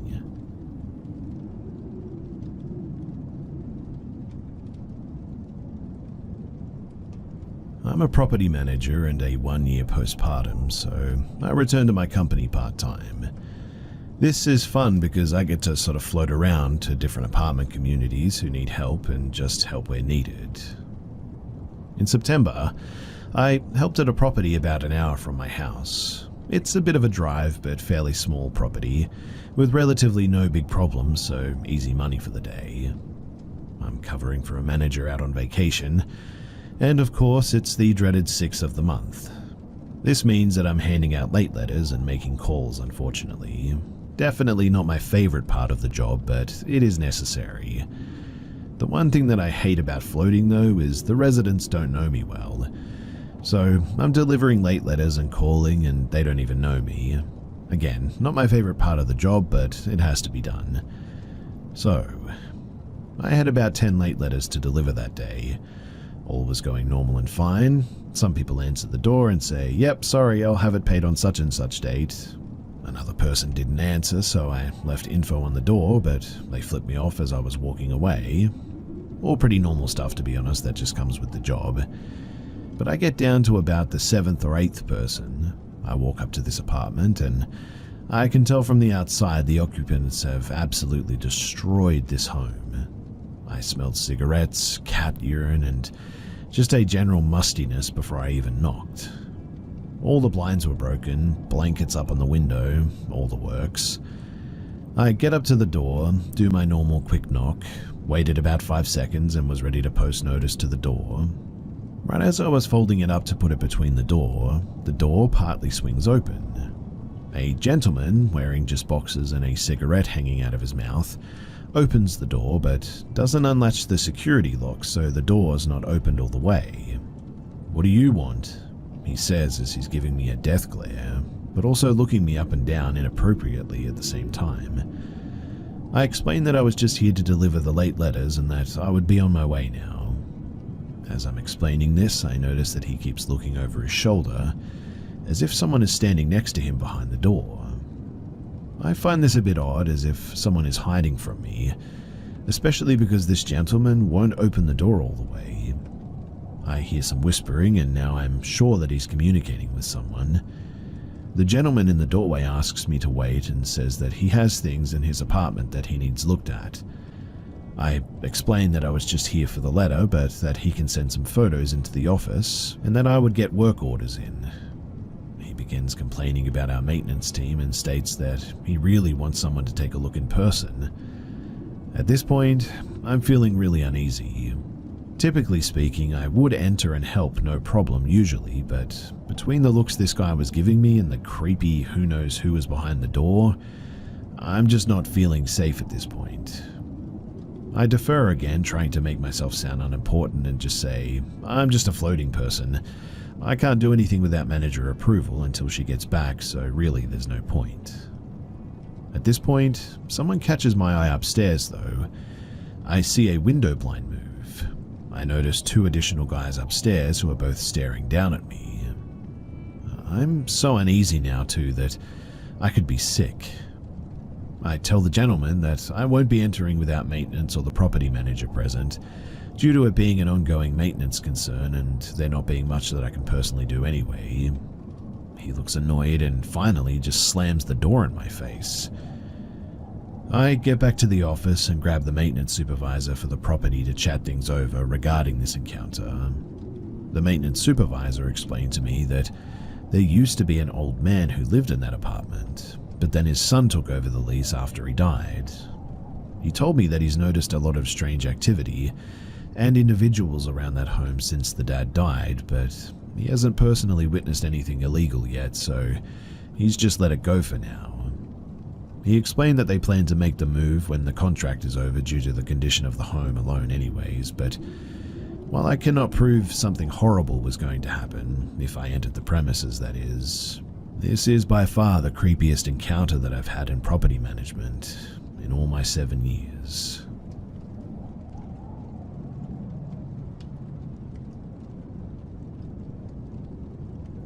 This is an old story about my first paranormal experience that happened at least 17 years ago. This happened back when I was around 5 years old. I lived in a trailer with my parents on a hill in an isolated area in the middle of the woods, with the only family and friends of the family living within the mountainous area around us. One Saturday, I asked my parents if my cousin Sarah, 6 and female, could stay the night since she only lived a few minutes away. My parents agreed and picked Sarah up at around 8 p.m. Me and Sarah ended up staying pretty late talking while my parents fell asleep in the living room. My bedroom is in the middle of the trailer with 2 open doorways to the hallway, and since I had no doors, we could always see the light from the living room to mine. Well, as me and Sarah were talking, suddenly Sarah just stopped talking and turned her head towards the end of my bed. My bed was one of those bunk beds that had like storage cabinets on the bottom instead of another bed, so we were a bit elevated from the ground.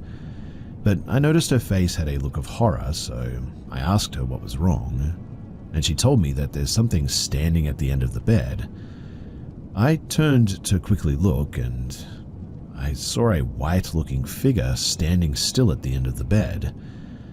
I was quick to believe that it was probably just the clothes basket, and that stuff like that can look scary in the dark, and so that's what I told her. I thought that I knew that too, because I've mistaken objects in the dark for other things before. I was just trying to rationalize the situation, I guess, so that Sarah wouldn't be afraid to come over again, and so I told her that I'll prove it to her, that it's just the basket at the end of the bed. Sarah begged me, though, to not do this, but I already started crawling to the end of my bed. I stared at what looked like a tall, white, blobbish figure, and looked back at Sarah and stuck my hand right through the figure. My heart instantly dropped when I swatted my hand around and felt nothing. No basket, no object at all. But strangely, it felt like I stuck my hand in the freezer.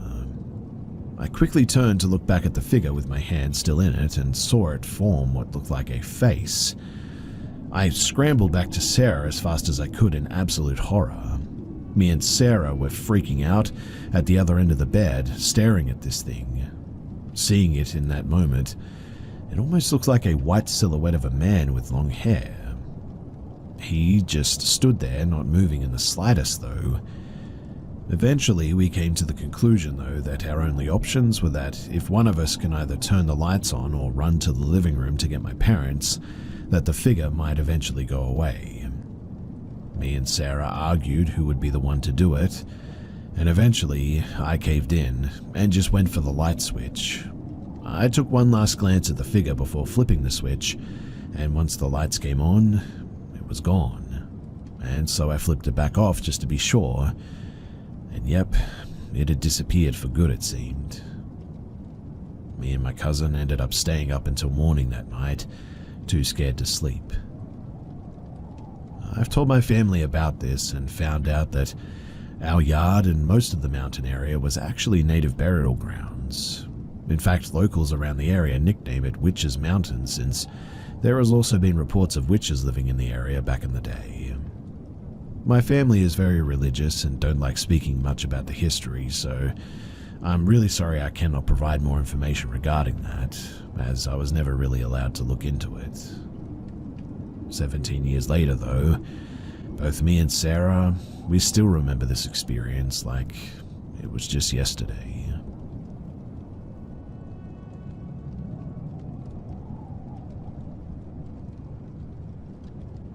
My wife and I have been living in our apartment for about 6 months now, and strange things started occurring about maybe a month ago. My dog is always staring at things around the house, growling at something that doesn't seem to be there. A few weeks ago, my wife was lying in bed and felt a motherly touch push her hair back, like a real human touch.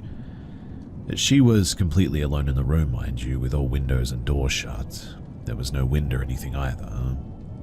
Then recently, it happened again and she came out of the room feeling creeped out. But the most frightening thing just happened recently.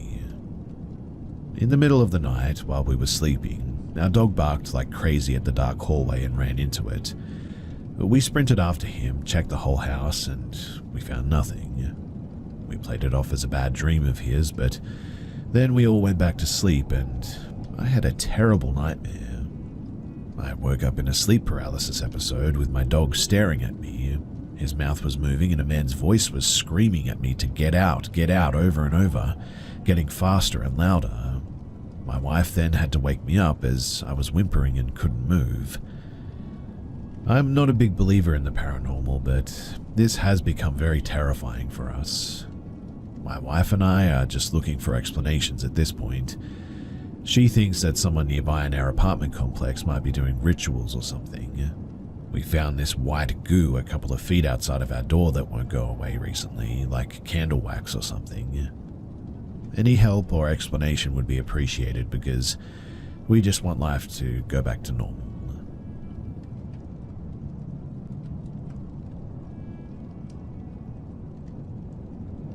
This happened around 2010 to 2012.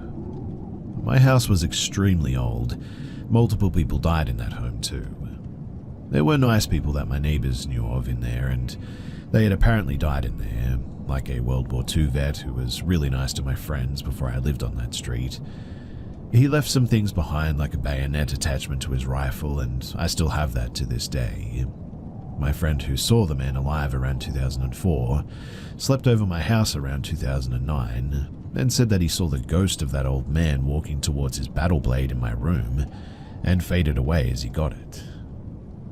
But as more and more friends slept over, I had a lot of friends at that time, they all said the same thing. Something felt off about my house. It was just creepy, and they sensed something at night. My dog, she would violently growl or bark at, well, nothing, and specifically growl or bark at my sister's room when it was empty. My sister and I one night heard what sounded like footsteps upstairs in her room, moving furniture in her room. We heard forks and spoons being tossed around in the kitchen. Keep in mind, this was before iPhones. My sister was in a separate room than me, and we came together the next morning to realize that we had both heard the same things going on in separate rooms, which we found insane. But then there was the experience. So one night, I was getting ready to go to sleep.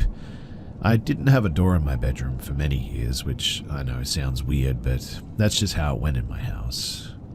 My dad at the time, he was severely depressed, drinking a lot and neglecting the house, and basically the family too, which I believe ties to the negative energy in that house. But I was laying down, closing my eyes as I wanted to fall asleep. The house was dead silent, and no joke, I felt a hard slap across my face, left cheek, so I automatically assumed it was my younger siblings playing a joke on me. I looked around my bed, my room, called their names, and I got nothing. The house was pitch black, and I went to lay back down and close my eyes, laying on my back this time. Didn't really think too much of it, and I wasn't scared really at all. But then 2 or so minutes go by, and another slap across the face, but this time the opposite side of my face, the right side. At this point, I feel annoyed, but also alarmed for sure. Something was off.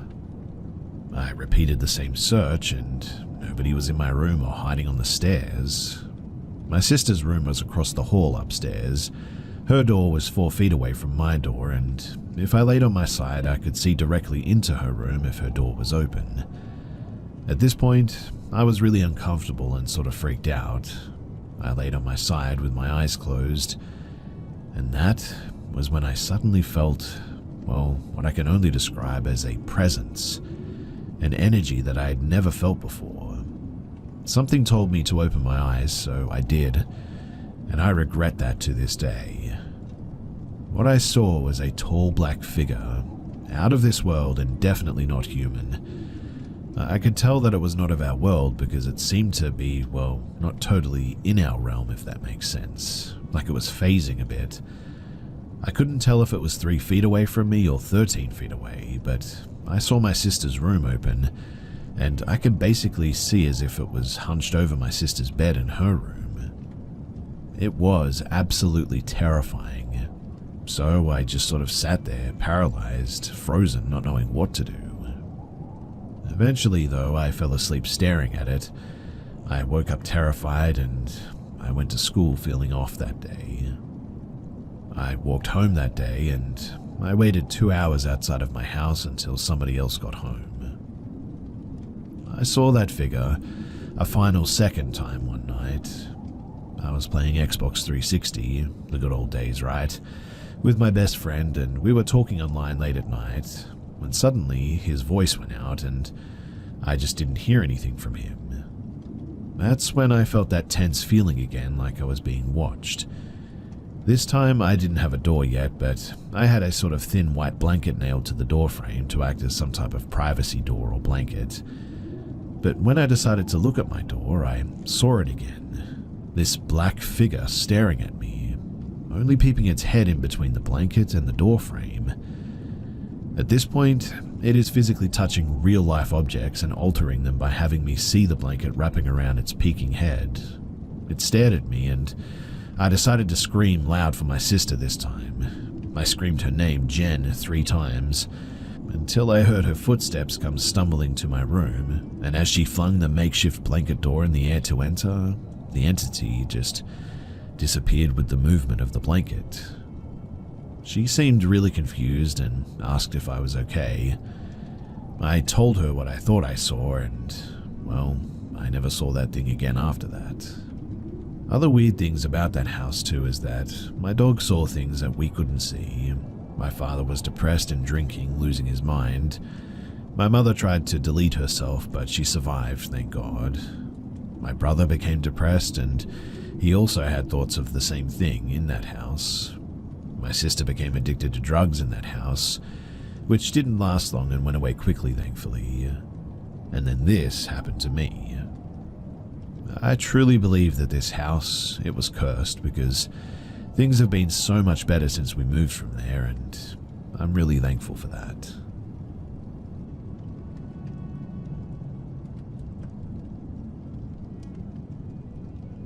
When I was 5 or 6 years old, 20 years back now, my mum and I moved into this small home in the country. No property size, but still no neighbors or anything. Like 5 minutes from a Walmart too.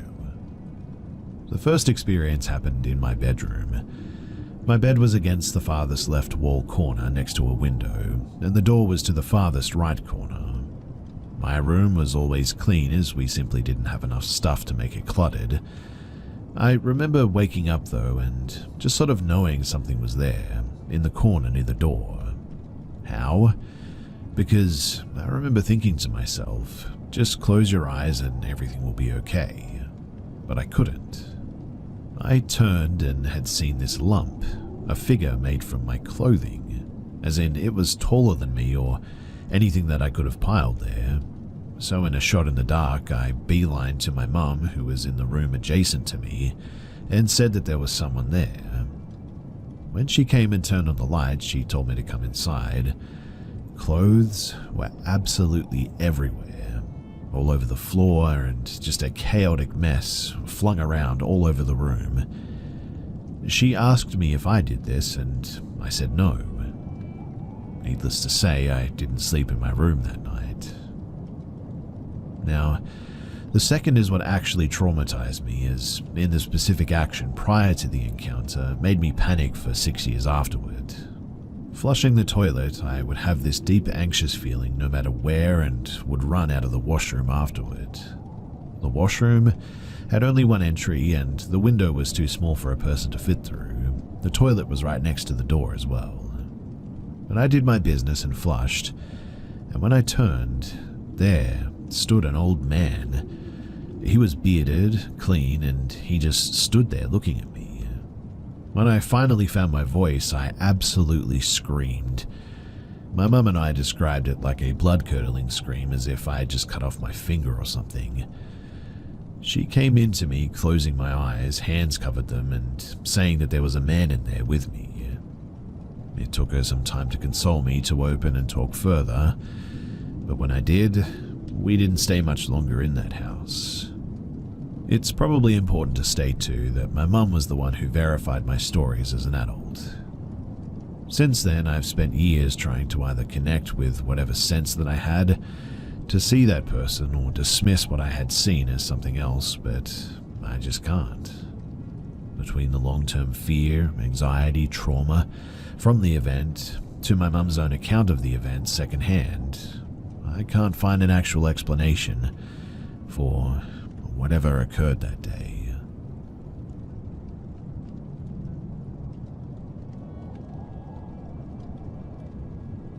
Throughout my childhood, I grew up in a pretty dark household, and I could recall several instances where Well, really no explanation could be derived. Here's a few.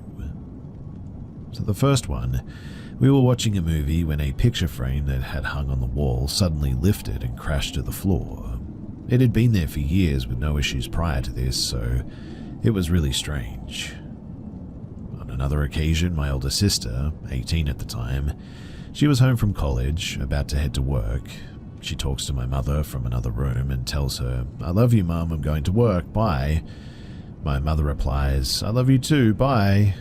And my sister begins driving down the street when she sees our mother driving past. My sister instantly hits the brakes. My mother recalls seeing a shocked expression and my sister's face ran pale. My sister says, "Weren't you at the house?" My mum was coming home from the store apparently though, and hadn't been home for at least 45 minutes. A third occasion, my little sister, 10, and I, 12, were home alone, too afraid to leave the family room due to having a weird creeped out feeling. My father comes home from shopping and asks us why we moved the cat tower from his room to the hallway, blocking the door that he was trying to get into. But I can assure you that we never left that room. No one in our family touched it at all, and I still have no idea how it got there. Another time, my father, sister, and I are in my parents' room working on homework and work and all that, when we hear the front door handle being messed with and hear the door open. My mother and sister were on their way home from my sister's dance class, so we yelled hello. Our dogs run to the door to greet them. We hear sort of frantic, loud footsteps all throughout the home suddenly, and even outside around the house. They never responded to us. We hear the footsteps approaching the door and stops at the bedroom door. Getting worried, my dad yells for my mother, and realizing that something was wrong, my father grabs a Glock from his safe. He then searches all throughout the house. When he leaves the room, the footsteps stop. My sister and mother text our group chat, and they tell us that they were on their way home now. In other words, there was no one else in the home. No door opening and closing, signifying a person exiting or anything, but something definitely entered. Finally, on another occasion, seeing my sister walk past me in the kitchen as I prepared my lunch for the next day, I ask her if she wants me to make her some as well. She doesn't respond as she enters the family room, and so confused, I walk after her. But she wasn't in the family room. I then enter her bedroom down the hall. I ask her why she ignored me just then, and she tells me that she hasn't left her room for over 20 minutes as she's doing homework. I instantly felt the blood draining from my face when she said that. Our home did have a dark history. I found a calendar shoved in the floorboards once from the 1930s, which mysteriously disappeared. Our home was apparently a meth lab in the early 2000s. The couple who lived there died in a police chase. Even our grandmother said that we would claim that there was a man watching us in our home bedroom, which she said creeped her out due to the fact that a man had died in her bedroom before they moved in. Unfortunately, she ended up passing away in that very spot too.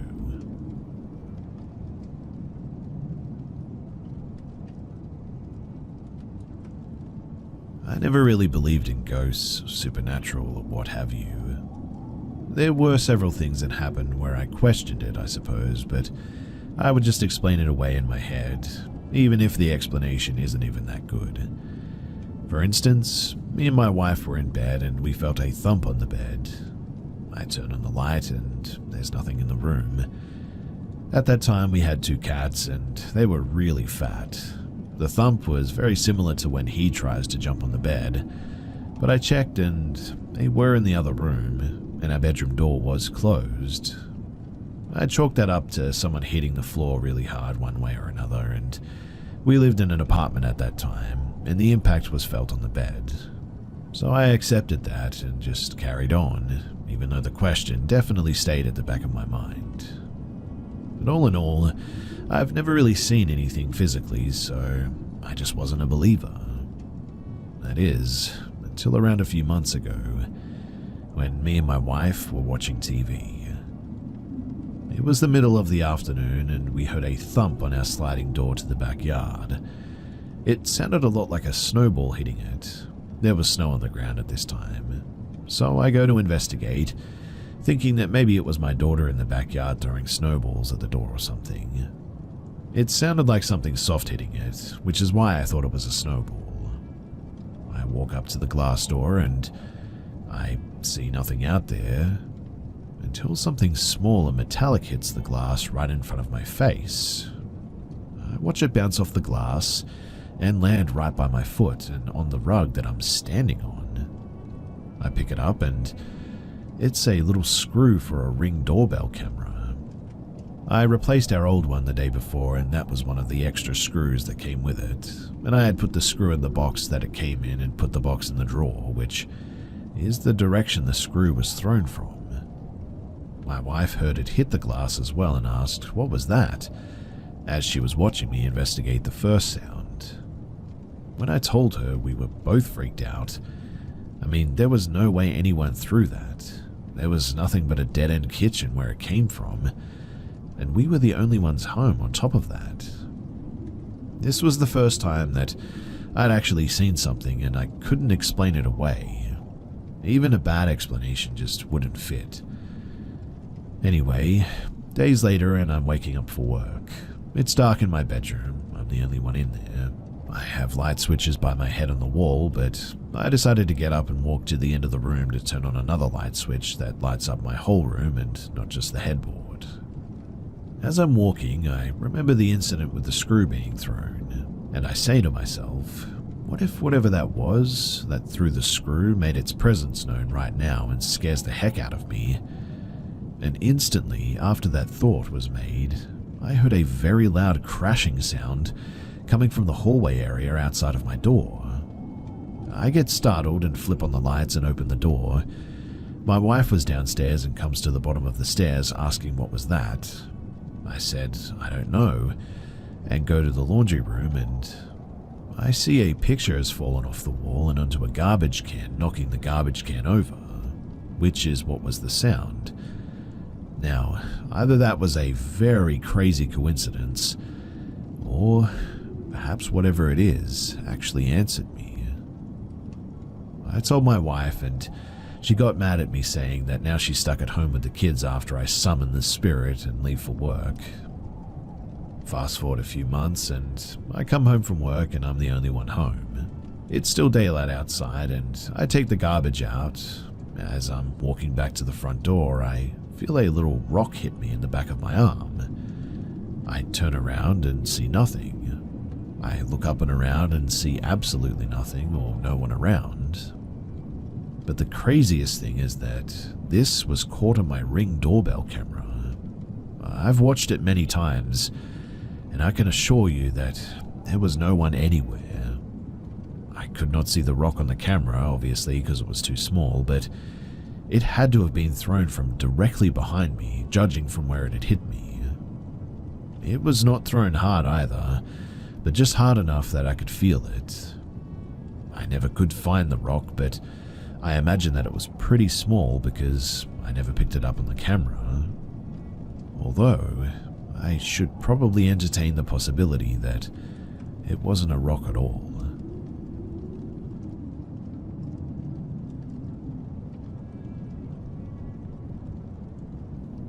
So before I get started, I just want to let you guys know that I'm going to briefly describe different scenarios that have happened between my sister and me. I also do want your honest opinion on what you think this thing is or these things are, and if you could let me know, I would be very grateful. So, I'm just going to start with something terrifying that has happened to me first. It was around nighttime and I was rinsing something out in my laundry room sink. To the right of me was the back door of our house, and then there was the entrance to the kitchen. My mum had asked me to help her clean around the house that day, so I did. She is my mum after all, and I can't really say no. But I was about to start vacuuming when my mum told me that the vacuum needed to be cleaned out. So as I was emptying it, I noticed a sponge that was part of the vacuum that was very dirty, so I walked over to the laundry room sink to get it nice and clean. I started washing the sponge and drenching it in soap, just minding my own business. As I began washing that nasty sponge, I saw my mum walk past the kitchen doorway. She caught my eye from my peripheral vision, and I wanted to call her over so that she could see how much dirt was coming out of the sponge. And as I shout "Mama," I wait a second expecting her to answer me, but instead, I noticed her walk right past and not even turn her head. I look in her direction, and what I saw, though, was definitely not my mum. The figure that I saw was completely black. The weird thing, though, is that it was built just like my mother, though. She was pregnant at the time, so I noticed that the figure had a belly, and my mum always had her hair in a ponytail just like the figure. The figure had perfect posture, and as it walked past, it wasn't bobbing up and down like it should have been. It looked more like it floated past. I know, very strange description, but that's the best way that I can describe it. After I realized what happened, though, I shouted louder for my mum and she wasn't responding. I left the laundry room to find out that she was sitting outside on the front porch the whole time. She was never even in the house when this happened. I knew then, though, that whatever that was, it was trying to mimic my mum for some reason. Does anybody know if this could have been some type of demon, though? Because honestly, I have no idea. Now I'm going to tell you a story about my sister, Ariana. So one day, she was sitting in her room watching something on her iPad. She had her knees up so that she could place her iPad on her lap as she was watching it. As she was minding her own business, she noticed a figure standing right by the entrance of her room. She described it as being very, very tall, extremely thin, with pale white skin. Its cheeks were sunken in, and it had bright white eyes. The lips, they also looked extremely red, and were abnormally wide, smiling at her. It was very still as it watched her, and she immediately looked up at it. She put her knees down. She got extremely scared, obviously, and closed her eyes trying to convince herself that there was nothing there, that she was just seeing things. But as she opened them back up, that thing that was there, it hadn't left. She threw her iPad on her bed and bolted to her bedroom door, but as she was passing that thing, she said that it moved beside her in a way that, whenever she passed it, it made her bump into its body. She was struggling to get her door unlocked as she noticed its head was fully turned towards her, its body still facing the bed. She immediately ran to my room, swung the door open, and just stood there looking at me. I knew that something was off instantly because she just had this look on her face. She looked like she had just watched somebody get murdered, and her face was completely pale, her eyes were bloodshot. I immediately asked Ariana, "What happened? Are you okay?" And as those words left my mouth, she just started sobbing, struggling to get any words out. She literally started hyperventilating, in fact, in fear of what she had just seen. I came up to her, calming her down, sat her down on the bed, and she told me what had just happened. Chills instantly ran down my spine, too. I had goosebumps everywhere. Genuinely, too, I was terrified for her. This made me angry in a way too, because whatever it was trying to scare her. But my question is, for what? Does this thing seriously not have anything better to do? At this time, my sister was 12 years old, and she continued seeing disgusting things all around the house too. It's a bit like these things that she sees are trying to get something out of her, maybe. Maybe her being scared gives them power over her or something. I genuinely don't know what it could be, but I pray to God every night about letting my sister and I have full authority and power over these entities that we see. Also, only me and my sister have seen things in our house, nobody else. There was even a time when I had a friend over and she saw something at the same time that I did, but I saw the full-on figure as she only saw the shadow. Honestly, too, I would think that I was going crazy if it wasn't for the fact that others had seen something too. I've heard things about mediums and how they can feel or see and sort of sense spirits or demons or whatever, and I was wondering if I may have something similar to that. Like, sometimes I'll be sitting in my room and I feel the presence around me change, or when I walk into a room I can tell something is off. I've seen things in other people's houses as well, and I have so many more stories that I could share too, and if anybody wants to hear them, then please do let me know, as it would maybe be therapeutic to share them now. But the fact that my mum, dad, and my older sister have never seen or experienced something in my home, except for Ariana and I, is weird, right? Please let me know what you guys think about everything, and thanks for listening.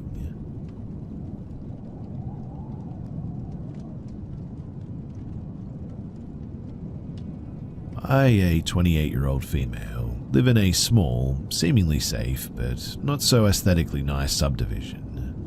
My partner, 30 and male, works in law enforcement, so I am home alone many nights throughout the week.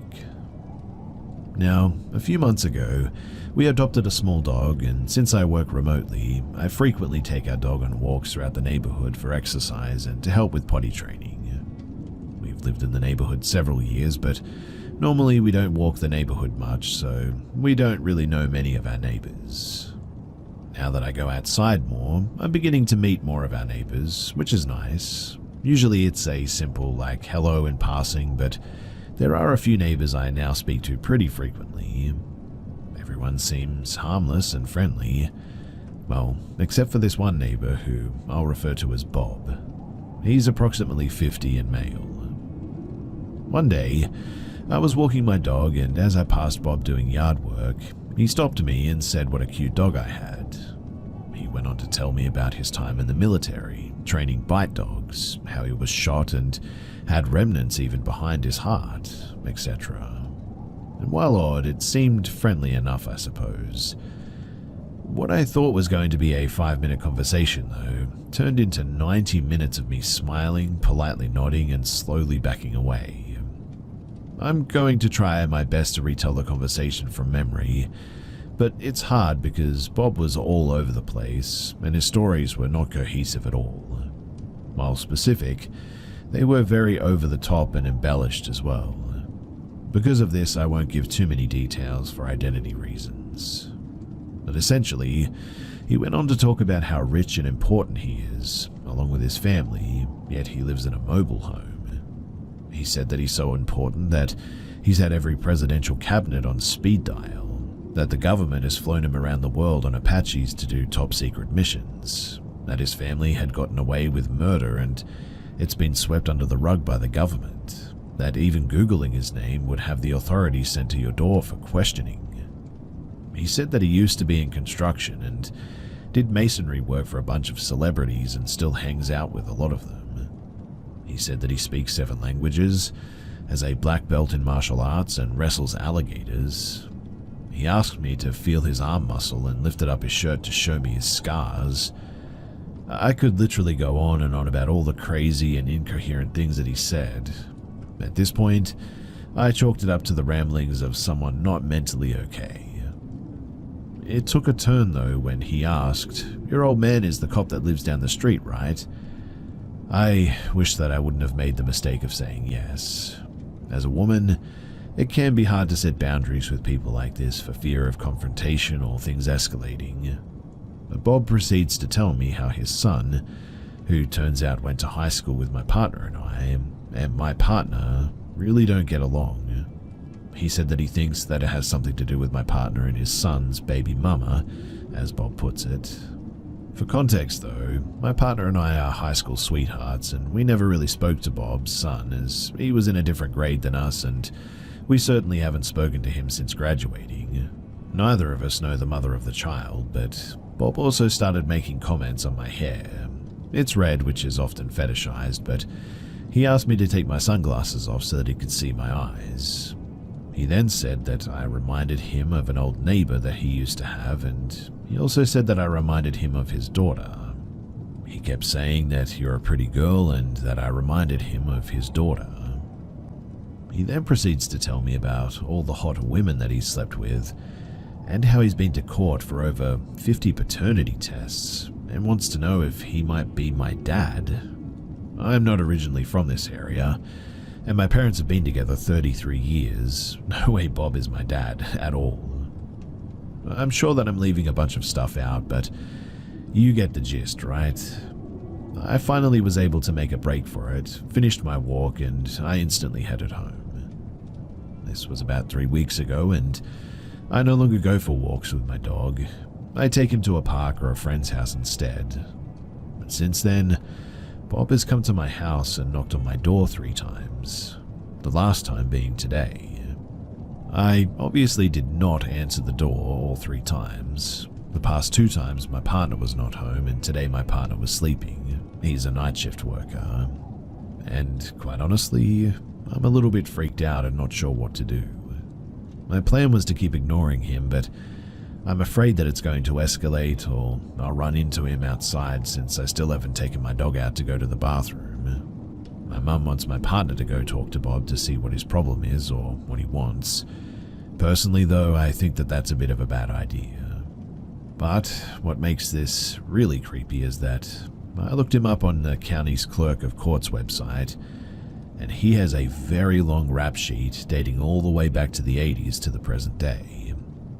It started off with traffic infractions, careless driving, running stop signs, etc., but quickly escalated to possession and dealing of meth and cocaine, several charges in fact, charges of soliciting prostitution, 2 charges of kidnapping, and tons of battery charges, aggravated assault with a deadly weapon, grand theft of firearms, burglary, burglary with a firearm, domestic violence, violation of a protection order, and that's all I saw before I genuinely just had to stop. I even thought maybe I was looking at the wrong person, but I confirmed the full name and date of birth, so it's definitely him. I'm going to do some more digging, but please do let me know what you guys think. Do you think that I should do something about this? Do you think that we should confront him? He's obviously mentally unstable, but do I really have something to worry about? Or should I just let this go and get on with my life?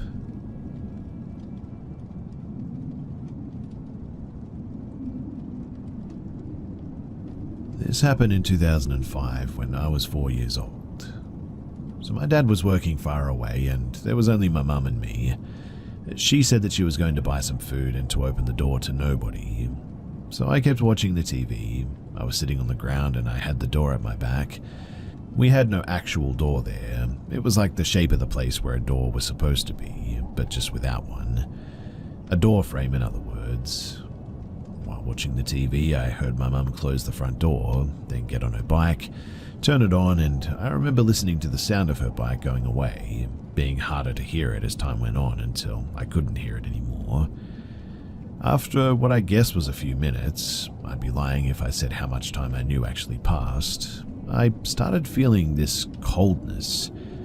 This has been a reoccurring experience through my life as well, which starts in my arms and feet, and for some reason it sort of made me look at my back. And when I did, there she was. This grown woman with exactly my mum's face looking at me, with no expression other than an exaggerated smile while staring at me with those black eyes.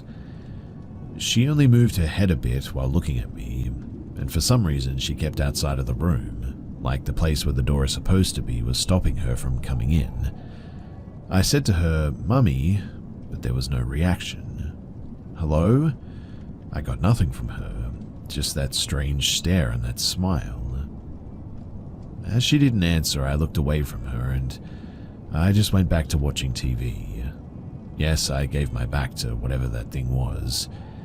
And after a few minutes, I would guess, I looked back again, but she was gone. That's when I began hearing my mother's bike again as she was coming back. And then I heard the front door opening and I rushed to her and said, "Mummy, why didn't you say hi before?" She had no idea what I was talking about, obviously, but I can tell you that whatever that thing was, it was definitely not her. I don't remember if that thing had the same clothes as my mum or not, but when my mum came back, the cold disappeared. It is one of the most vivid memories I have from childhood, and I'm wondering, what was that thing? And also, why didn't it ever come in? I was baptized and I would go to church on Sunday. I would pray to God before going to sleep every night that my whole family would be protected. So did that protect me from whatever that was? I really don't know. It's an absolute guess, but genuinely, it's the best thing that I've been able to come up with.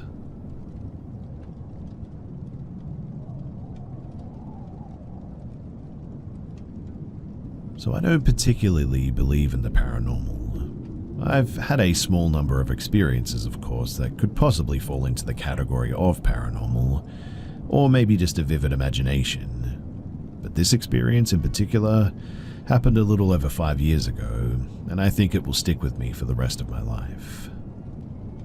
My ex and I were probably some of the most hard-headed people that you could meet, and this hard-headedness led to us deciding that we should construct our own house with very little help from subcontractors. The property we decided on had a unique history. It was owned in the early 1900s by quite a famous circus owner. On the property once sat a hotel, a water tower, and a fountain. Only a fountain and basement of the hotel remained. The property was divided into 4 pieces, and we purchased a piece that only had pillars and a concrete walk hidden in the woods. It was flat, high and dry, and most importantly, cheap. It was everything we were looking for. Now, during the construction of our home, we bought a small camper to live in on the property because who wants to pay rent, right? Definitely not us. We constructed the house, hired a plumber to do the plumbing, and decided to take it upon ourselves to dig for the underground power without aid of the power company. Instead, we dragged along our younger brothers with pizza, beer, and a little bit of pay. We were all working far into the night as the trencher that we rented, it didn't quite go deep enough, so we resorted to hand digging the last few inches along the 200 feet to the power pole. Since the plumbing worked in the house, we tried our best to use the toilet inside to minimize the amount of waste in our camper tank. We were definitely not fans of cleaning that thing out. I had to pee really bad, so I left the group of guys huddled over the trench digging and ran into the dark house. I didn't bring a phone or a flashlight, just my body. I left the front door open to allow for light to come through from the lights that we had illuminating our work area. I sat down and did my thing, only for the front door, to slowly close. I sort of froze on the toilet as I was completely shrouded in darkness. "I'm in here peeing," I called out, thinking that it was one of the guys. There was no response. All I could hear were footsteps coming toward the bathroom. "It isn't funny," I yelled, thinking surely it must be my ex pulling a prank on me. The footsteps, though, they grew closer and stopped right in front of the open bathroom door. "Stop, please. I don't like it. It's not funny," I pleaded, feeling my heart beat hard against my chest. "D, stop, for real." And it was then that I could hear what sounded like a soft chuckle from outside the door. Furious and scared, I threw the toilet paper roll. It hit nothing but the floor. "D, please, just stop. You're really scaring me." Nothing. Not a single response. I hurriedly pulled up my pants and stood near the toilet, fear gripping my chest. There was no way that I was walking out of that bathroom at that point. No way. So I didn't.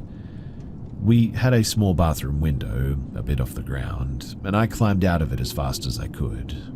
I scraped my arm on the brick getting through, but I didn't care a bit. I ran around the dark side of the house to where the boys worked in the light, and I saw them all there intently working on the trench. "That wasn't funny, D," I said, tears still stinging my eyes and my chest aching. "Well, what wasn't?" he asked, looking up from where he was kneeled over digging. And I could tell in that moment, when they all looked at me, that he was telling the truth and that they were oblivious. So, who closed the door so quiet and methodically like that? Whose footsteps did I hear? Was the soft chuckle my imagination? Following that incident, we completed the house and finally moved in. Our front door would lock us out unexpectedly and for seemingly no reason, despite us changing the lock multiple times. We ended up keeping a spare key outside after being locked out one night with no phones or keys.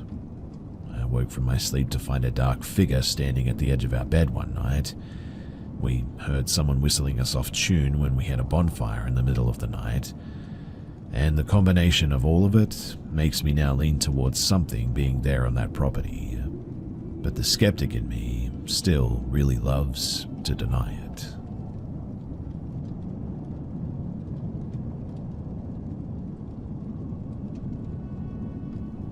One year ago, around this time, I was bored and scrolling the web, nothing unusual for me, and I decided to go on Omegle. Omegle was a now shut down website that allowed you to talk to strangers via video or text chat. It was around for a long time, and I used it frequently when I was younger as a bit of a time waster. There were plenty of creeps on there, sure, but I've had an equal amount of pleasant interactions and conversations on the site too. On Omegle, you could type in tags as well, basically keywords that describe the type of conversation or person you're looking for, and you would match someone with the same ones. I always used alt for alternative. I feel like it weeded out a lot of rude people, I suppose, and connected me to more people my age.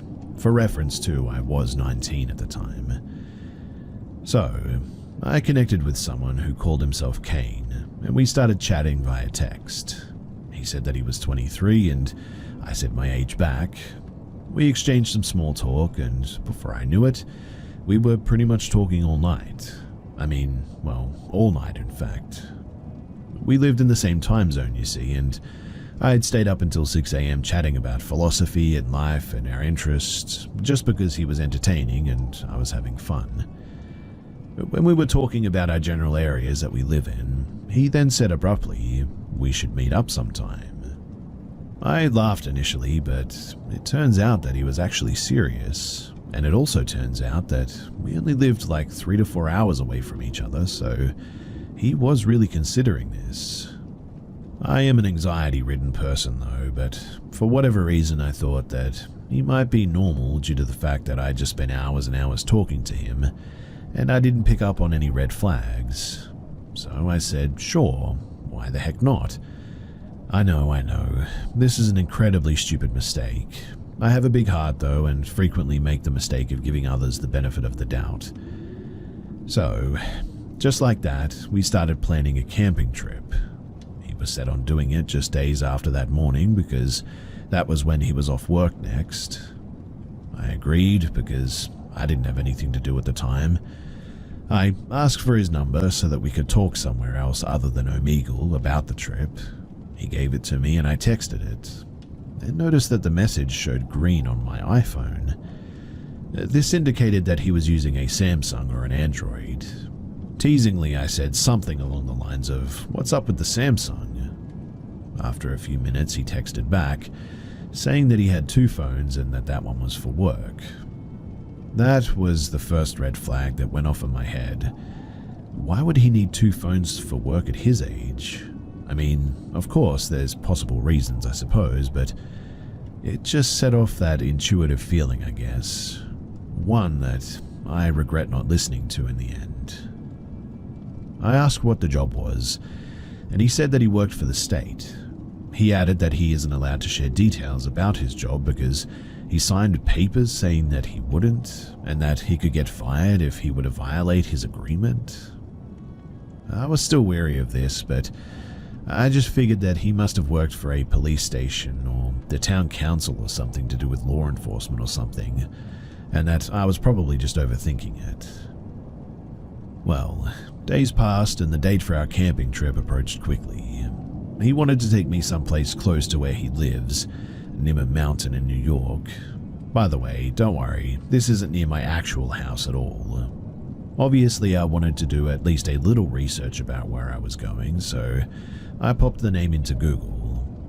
A bunch of results popped up about the soil on the mountain being contaminated with arsenic due to the old mines in the area. All of the government and the state articles that I read said that it was still safe to hike there, and that you should wash your skin and shoes after hiking. I still had a feeling of unease about the whole thing, I guess. I texted Kane and asked him why we were going to some place that could potentially be dangerous. He assured me that nothing would happen, and said that he chose the spot because it's somewhere him and his friends frequently camp. This slightly reassured me, I suppose. He does know the area better than me, after all. Now, my parents are definitely over-suspicious of everyone. Strict is also a safe word. For good reason, though. They're just protective, I guess. So I told them that I was meeting up with a friend that I'd met over a video game, and that I'd already known him for a month. I knew this would be less likely to freak them out than the truth, and they were adamant that this was a horrible idea, but finally let me go off when Kane pulled into my driveway. He didn't come inside, and waited outside of his car for me.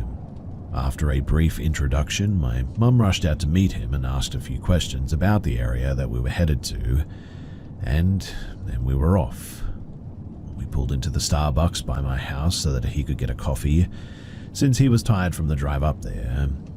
We sat in his car for about maybe an hour and a half afterwards, and during that time he asked me to rate the playlist that he put on, and showed me how he writes down every single song that he likes in a little notebook that he kept in his car. I thought that that was a bit weird, but kind of sweet as well. Like, what guy these days writes down songs, right? After an hour or so passed, though, I told him that we should get going so that we can get to the campsite before dark. He kept saying just 5 more minutes, though, and after about 30 minutes of insisting that we need to leave to make it on time, he finally let us start on the road. While we drove the 4 hours up to our destination, Kane mostly talked about himself. He told me long stories about his friends and a girl that he used to date that he doesn't like. I thought that this was a bit strange. Who talks about another woman to a girl like this? After telling stories for about 2 hours, I tried to deviate to a brighter topic and asked what kind of things that he's into, hobby-wise. I already knew the stuff that he told me online, but I was trying not to suffer from awkward silence or any more of his weird ramblings. He said that he thinks that eating healthy is important, and that people who eat junk food are stupid. He also says that he only wears sustainable clothing that's made from cotton or wool. I don't have a problem with being sustainable at all, but he was saying it in a really sort of, I don't know, obnoxious way, I guess. Then he turned to me and asked the first question about me since we had gotten into the car. What brought you to Omegle? I told him that I was bored and that I like meeting new and interesting people, and that was about it. He nodded slowly in thought and grinned, showing the most expression that I've seen on his face so far. He said that he likes to go on Omegle and tell people that he's a soldier in Russia, and that he was torturing people as he spoke to them. I sat there in silence and just kind of stared at him, waiting for him to say that he was just kidding, and that it was just some sort of messed up humor. But he didn't. He just laughed and said, "What?" Well, as we neared the campsite, I mentioned that I was getting kind of hungry. He said that we can stop at Whole Foods before going to camp for the night. In my head, I sighed about this, knowing that he was probably going to judge me for whatever I picked out there, but it wasn't a problem for me and I was hungry, so I agreed. In Whole Foods, he made me pay for both of our meals because his card wouldn't work there. He didn't even try, in fact. This annoyed me, I'll admit, but I was just eager to get to camp, so I paid and we sat down outside to eat. After about maybe an hour, we were finally ready to get to camp, so we drive up the mountain and he pulls into a small parking area with about 3 spots. Cars were parked there and older men were surrounding the car smoking some weed. Nothing they were doing was wrong, at least morally, to me. But it just made me uncomfortable that they were there so late at night. Before I could even mention it though, Kane says that it's too cold for him to carry our supplies to the campsite, which was about a 10-minute walk, and set up camp. I was taken aback by this. I said, "What do you mean? I'll help you. We didn't come up here for nothing." He insisted though and told me to get out of the car and to feel how cold it was. He said it would take a while to pitch our tent and that it was too much for us. Now, there was no way that I was getting out of the car and facing the men in the parking spot next to us, so I rolled down the window halfway and stuck my hand out. It was freezing. I mean, he was right about that. That night it was in the 30s and the wind chill felt worse being higher up. I was annoyed though, but I agreed in the end to sleeping in his car for the night. I was sad that our trip was basically wasted, to be honest, but it was the best that we could do. He sat in silence for a while, seemingly uncomfortable that I was annoyed and unsure how to comfort me. I slinked back into the passenger seat and started to scroll on social media, just trying to pass the time. He grabbed my phone out of my hand and said, "Come here." He patted his lap. I was already annoyed at the situation and confused on what he thought he was doing. I said, "You're funny," and reached for my phone that he had tossed onto the floor of the car. Before I could get to it though, he reached over and scooped me out of my seat and tossed me onto the back seat.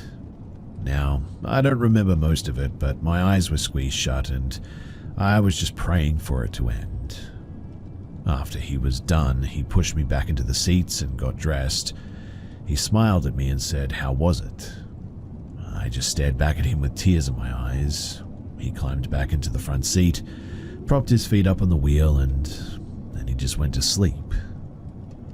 I didn't know what to do. I sat there motionless in the back seat for about 2 hours trying to process what had just happened to me. I considered calling my mum, calling 911. I thought about it for what felt like forever. I already had been assaulted once in my life and it broke my parents' hearts. I knew that learning of this would absolutely destroy them, and I was also afraid of what would happen if I actually told them. Like, I didn't want my dad or my brother to go to jail for life because they were angry and got revenge against this guy. So I just sat there all night, watching the men outside stare into the car and smoke on their joints. I don't remember falling asleep, but eventually I woke up to the wind hitting the car. I was in a fetal position, sitting upright, holding my legs in my arms. Kane noticed that I was awake and said that it was time to go. I was actually scared of him, and it felt like my heart was leaping out of my throat. Adrenaline was pumping through my body, and I started scanning the back seat and our overnight bags for something that I could use as a weapon in case he were to pursue me again. I ended up holding onto my full metal water bottle, and it wasn't deadly by any means, but it could knock someone out, and holding it made me feel safer. That much was for sure. I stayed in the back and Kane started driving. I asked where we were going and he said to get breakfast, almost as if that was obvious and it was silly of me to ask. After driving down the mountain back into the city, we pulled into a parking garage and he tells me to get out, that we're here.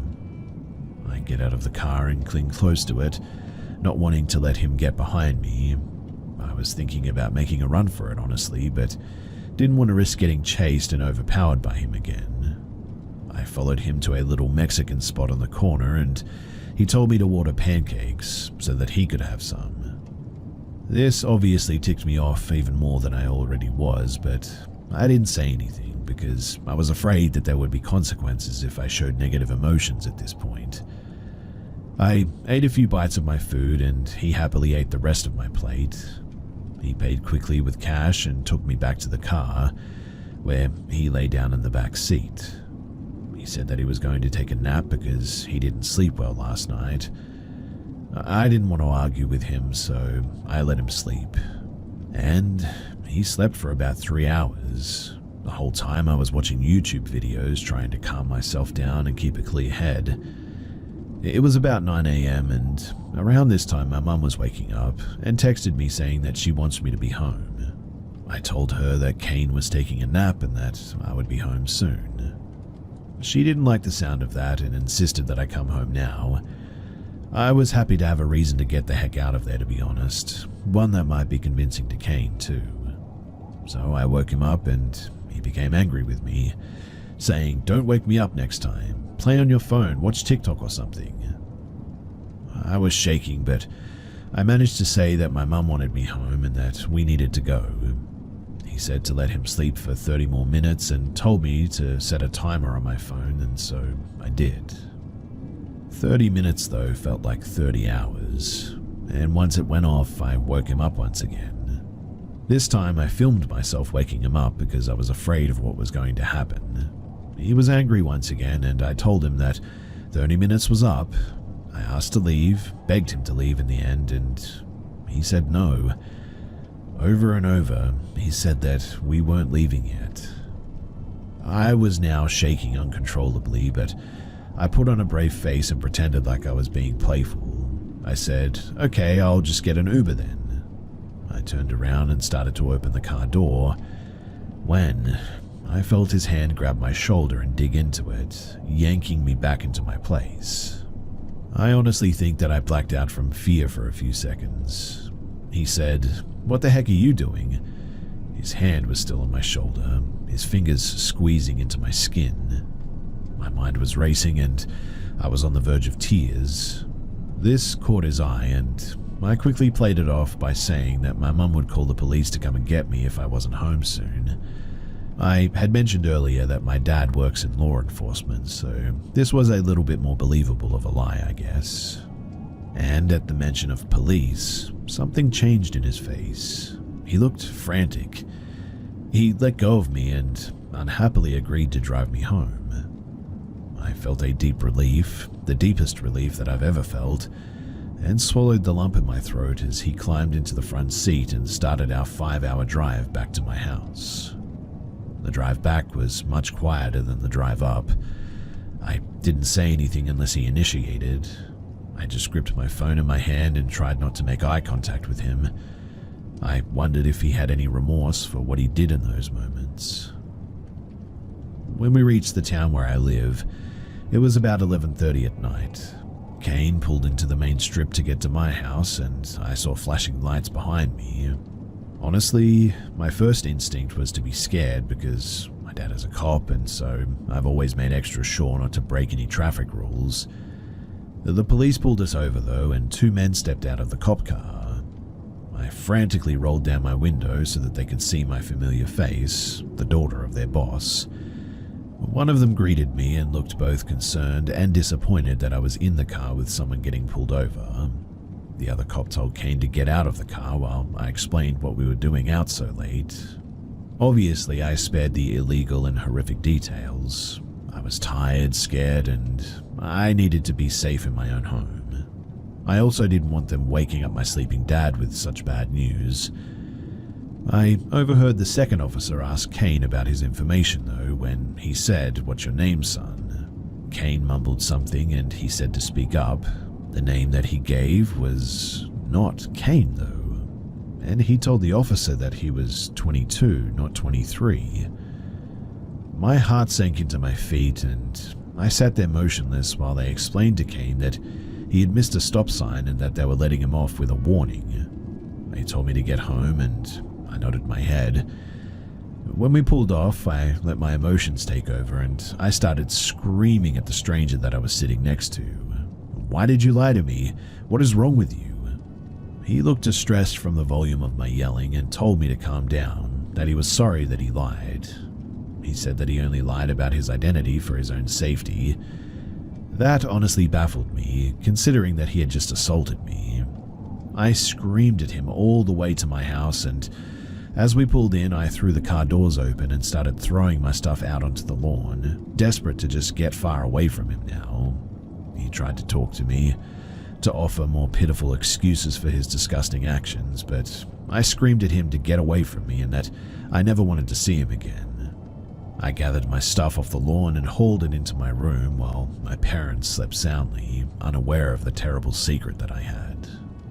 I eventually woke my mother up and told her that I was home as she had requested.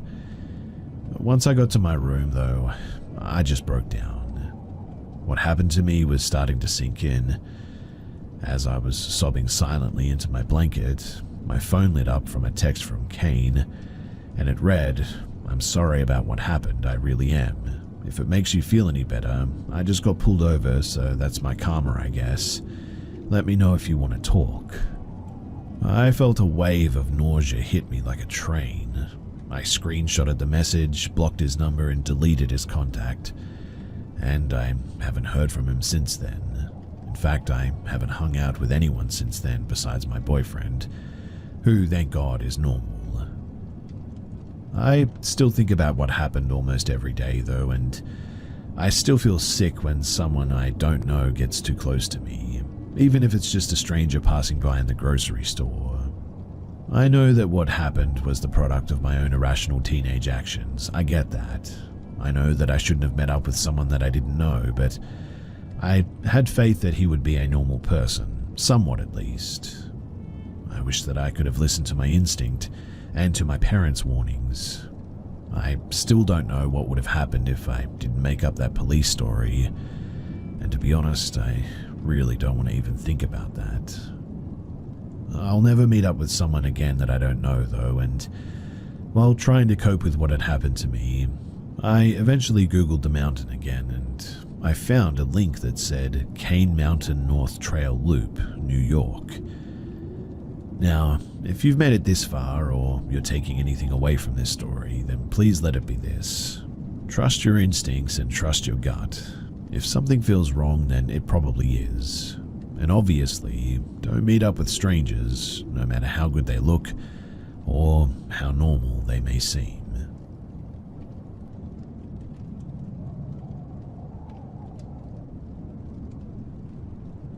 When I was a kid, we lived in a small, isolated house on the edge of a half-developed neighborhood. There were only about 6 houses on our block, and ours was the last one before many overgrown weeds and empty land stretched out into the dark.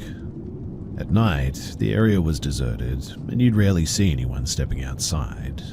I lived there from the ages of 7 to 13, and looking back, it felt like I was trapped inside one of those disturbing, uncanny horror films where reality always seems just a little bit off. Now, before I dive into the incidents, it's worth mentioning that our life in that house was filled with a sense of suffocating dread. Financially, we struggled a lot during those years, drowning in debt. Strangely enough, things turned around for us as soon as we moved out. Family fights erupted daily, and I remember feeling terrified constantly. I remember not going too far into any room so that if anything jumps out, I could run through the door easily. I don't know why I did that, to be honest, but it's just how I felt. But here are some of the events that made me believe that something was definitely haunting us. So, I remember staying home from school one day because I was sick. I was curled up on the couch watching Barney and Friends, trying to distract myself from the eerie feeling of the house. At some point, I felt someone standing beside me though. I assumed it was my mum joining me to watch the show, so I didn't think much of it. A few minutes passed and I casually asked her something. There was no response. I asked her one more time and there was no response again, so I turned around to find that nobody was there. But that was when it hit me. My mum wasn't even home, and she had left for work hours ago, and I was completely alone in that house. This freaked me out, and I opened the front door and sat on the porch until my parents came home because it just felt that real. It felt like someone was actually there right next to me. This next incident happened to my sister, but I'll explain it from my perspective. We all used to sleep in the same room since our house only had one bedroom, and me and my sister would sleep in between my parents to feel safe. One night, my sister was studying for her test in the living room, and maybe around 12:30 in the morning, I was starting to fall asleep when suddenly my sister busts through the door running and jumped onto the bed scared and was crying. After calming her down, she told us what had happened to her.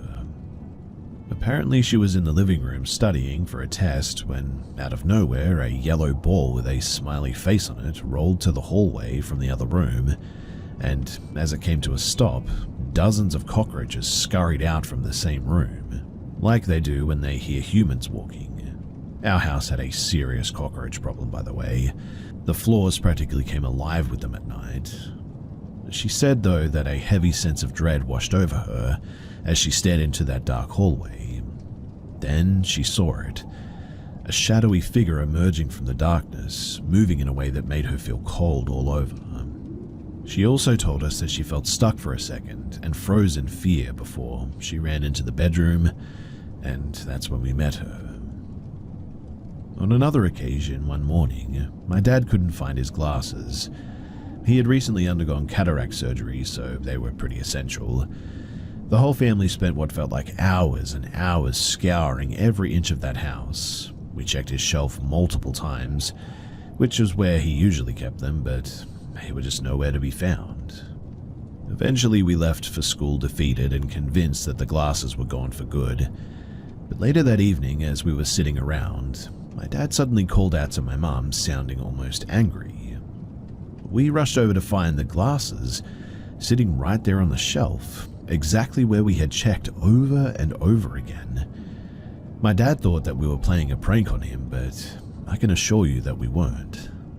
Really, there was just no explanation for how they could have reappeared like that, and it wasn't him pranking us either because he was so mad that day. Now, this next one is actually pretty scary. How would you feel if a random creepy looking guy stood in front of your house and just started chanting? Well, in South Indian culture, there is such a figure. I've not heard much about them, but they are like devotees of God who roam the streets and just sort of randomly tell fortunes to people, but most people avoid them, fearing that his predictions might bring misfortune. My first encounter with one of them, though, was when I was young. I remember hearing a man singing some kind of a religious song near our doorstep, like literally a few meters away from our door. And so obviously I went to check on it, but my mum quickly grabbed me from the back and told me to be silent and to not make any sound. We pretended like there was nobody home, and eventually he must have gone away. But I was really confused and asked my mum who he was, but she didn't explain and just sort of brushed it off.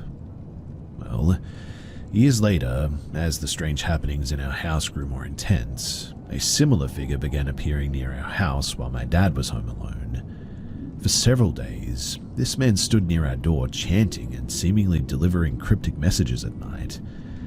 Finally, my dad confronted him, telling him to stay away. I never did see that man again after that, but I just couldn't shake the feeling that his presence was somehow connected to the disturbances going on in this place. My sister also had reoccurring nightmares while we lived there. She remembers one in particular, though, that absolutely terrified her.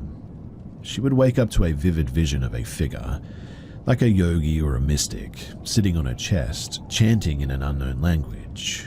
She could feel his weight pressing down on her, making it almost impossible to breathe. This vision plagued her as well until we left that house for good. We eventually moved out of that place, and to our relief, the strange experiences almost entirely stopped. Our financial situation improved, the family conflicts became less frequent, and that constant creeping fear seemed to finally lift. I cannot explain what was happening in that house, but living there always felt like I was stuck in a disturbing horror film, one that I desperately wanted to escape. So, my question for all of you guys is, what do you think? Was this place haunted, or was it just the atmosphere of that place getting to us? There are some more stories from that place, and if you would like to hear them, then I'm okay with sharing them, I suppose. So do let me know, because there are plenty more.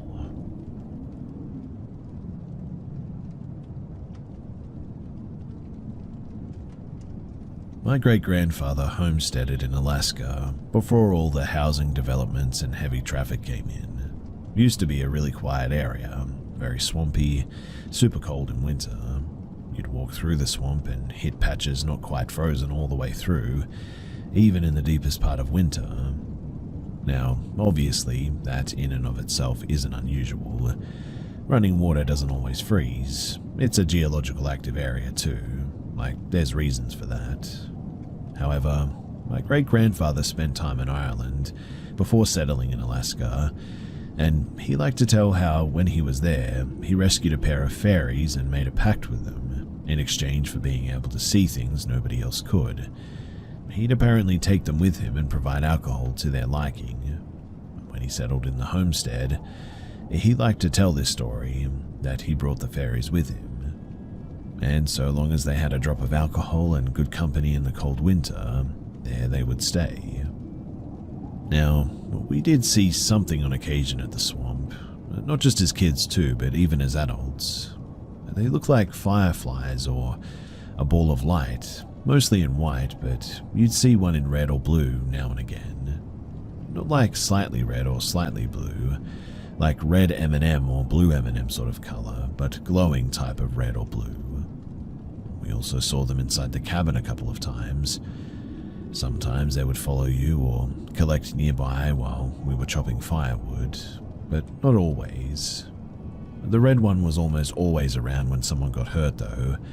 We were all fairly convinced that it made bad things happen. I'm not sure if people outside of our family saw them, but I do know everyone within my immediate family had at least a handful of direct experiences with them, and at least one negative experience with the red light, or fairy as my family's always called it. The cabin had a sort of lodge-style design, I suppose. The rooms were lofted and to either side of the living room, kind of like in hotels, where there's an open middle section, banisters surrounded it, with rooms on opposite sides. And while none of that really matters all that much, except that from upstairs, you could see either side of the wall dividing the kitchen and the sunroom, and on more than one occasion you would see these little balls of light hit the wall and just keep going out the other side. You would also hear whistling sometimes, kind of an echo of what my great-grandfather sounded like when he was drinking, and as he liked to say, chatting with the fairies in his putter room. It would happen when you were in the swamp as well and in the house, and when you were the only one on the property at all. The homestead burned down shortly after my great-grandfather passed away, maybe 7 years ago, and so far, nobody is in a hurry to rebuild there. I do wonder sometimes, though, if the lights are still out there or the whistling, but I'm really not in any rush to go and find out. Mainly because, I don't know, something tells me that they're not fairies.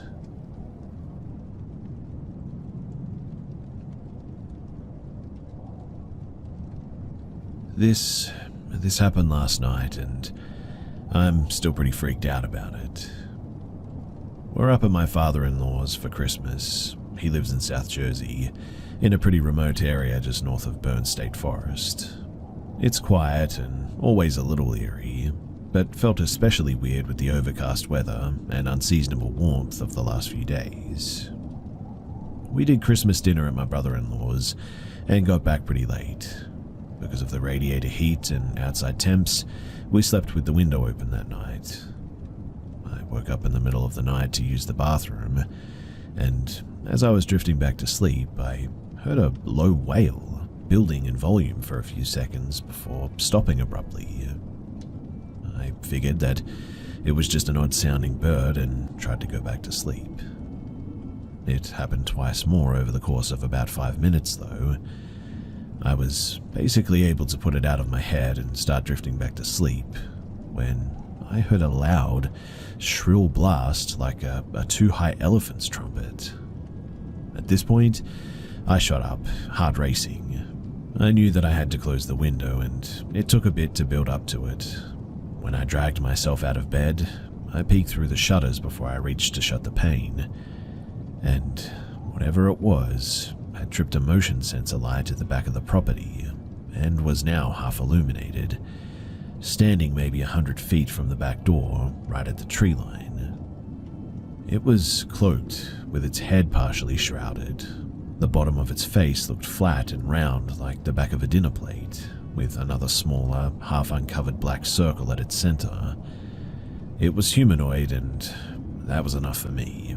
I immediately slammed the window shut, and it didn't move, just stood there with its face tilted towards the window.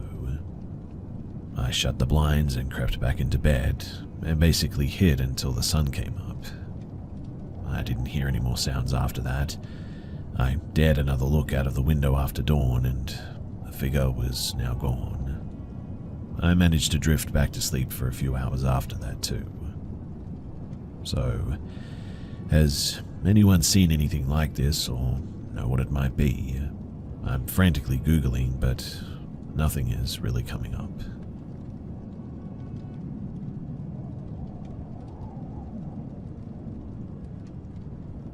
I don't know what it is. I've lived in the same house for the last 18 years and it's only gotten worse too. I live in an old coal mining town in Pennsylvania. I know that my house is haunted, but I believe that to be beside the point. Something is stalking my family. The first encounter I had was in the early 2010s. I heard my name being called repeatedly from far away, and it sounded like my friend. Started walking towards home and turned because I felt like I was being watched. I saw a dark humanoid figure that was at least 7 or 8 feet tall, and upon seeing it, I ran home. Things were fairly quiet as far as I can remember up until the last few years, but recently things have been amping up a lot. It started as rustling in the woods and the feeling of being watched.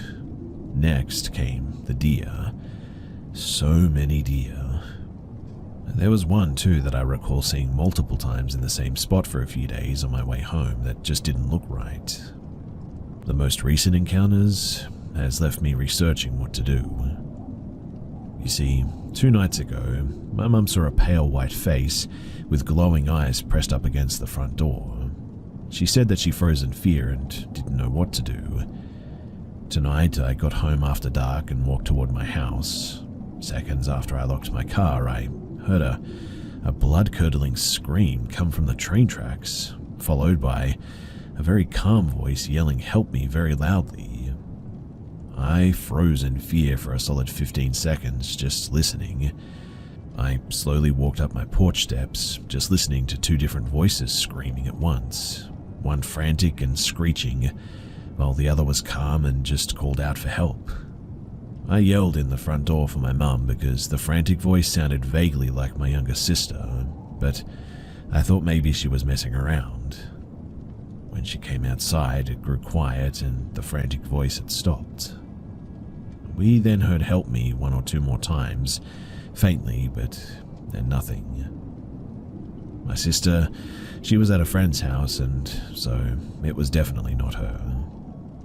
We went to pick up dinner, and there were deer everywhere again. Now, this isn't completely uncommon for PA to see a ton of deer, but like I said before, these ones were weird. They stared right at you, and they never ran from the car at all, even if they were in the middle of the road too. So, someone, please help me and tell me what the heck is going on. What are these things?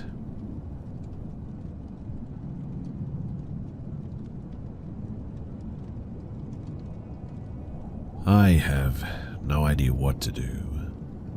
The last month has been filled with fear and paranoia. You see, I had this incident around a month back. I don't know what the time in the night was that this happened, but I'm certain that it was in the AM. I just woke up with this feeling of dread and fear. My room was lit in a dark blue from my LED lights. Near the door to my room stood my mum. I called out to her quietly. As she approached the foot of my bed slowly, it became evident that it was not my mum, only looked like her. Her head began to tilt slowly as she stared at me. I moved to the foot of my bed to kick her away, but my foot went completely through her. She then disappeared and reappeared at the side of my bed and began approaching me closer. As quickly as she appeared, she then disappeared. I told my dad about it, but he said that it was just a nightmare, so I pretend like it didn't feel real. Until that same day, my friend and I were driving around. I've always known that she was a bit of a medium, as we're both paranormal investigators. However, this really cemented this for me. You see, I didn't tell her anything about this thing's appearance, but her eyes widened and she quickly drove out of the neighborhood that we were in. She was repeating to herself, saying, "We have to get out of here." She later described exactly what was there with me in my room, from the clothes to the height. That night we went to a Catholic church and we prayed. I've been praying every night since then, and I haven't been able to have the lights off at all. Everything was quiet too for a while, until the last 5 days, because 5 nights ago, I then froze in my bed. I was laying on my stomach and I felt a hand press on my shoulder. I couldn't move, but the same sense of dread filled me. 4 nights ago, I was laying on my side when I felt something brush my hair out of my face. Once again, I couldn't move. 3 nights ago, I was laying on my side when I felt someone laying behind me. I was completely frozen in fear and dread. The last 2 nights have been sleepless, and even last night I cried to God begging for protection. So my question for all of you guys is, does anyone know what this thing is, or how I can protect myself, or maybe even get rid of it?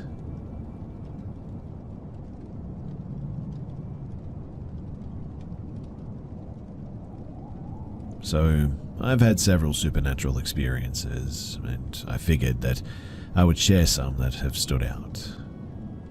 I worked as an officer at a prison, and although I've moved on to a new facility, I have been an officer for the past 12 years. One of the major skills I've learned is how to retain and recall details, which helps recount events that I witness.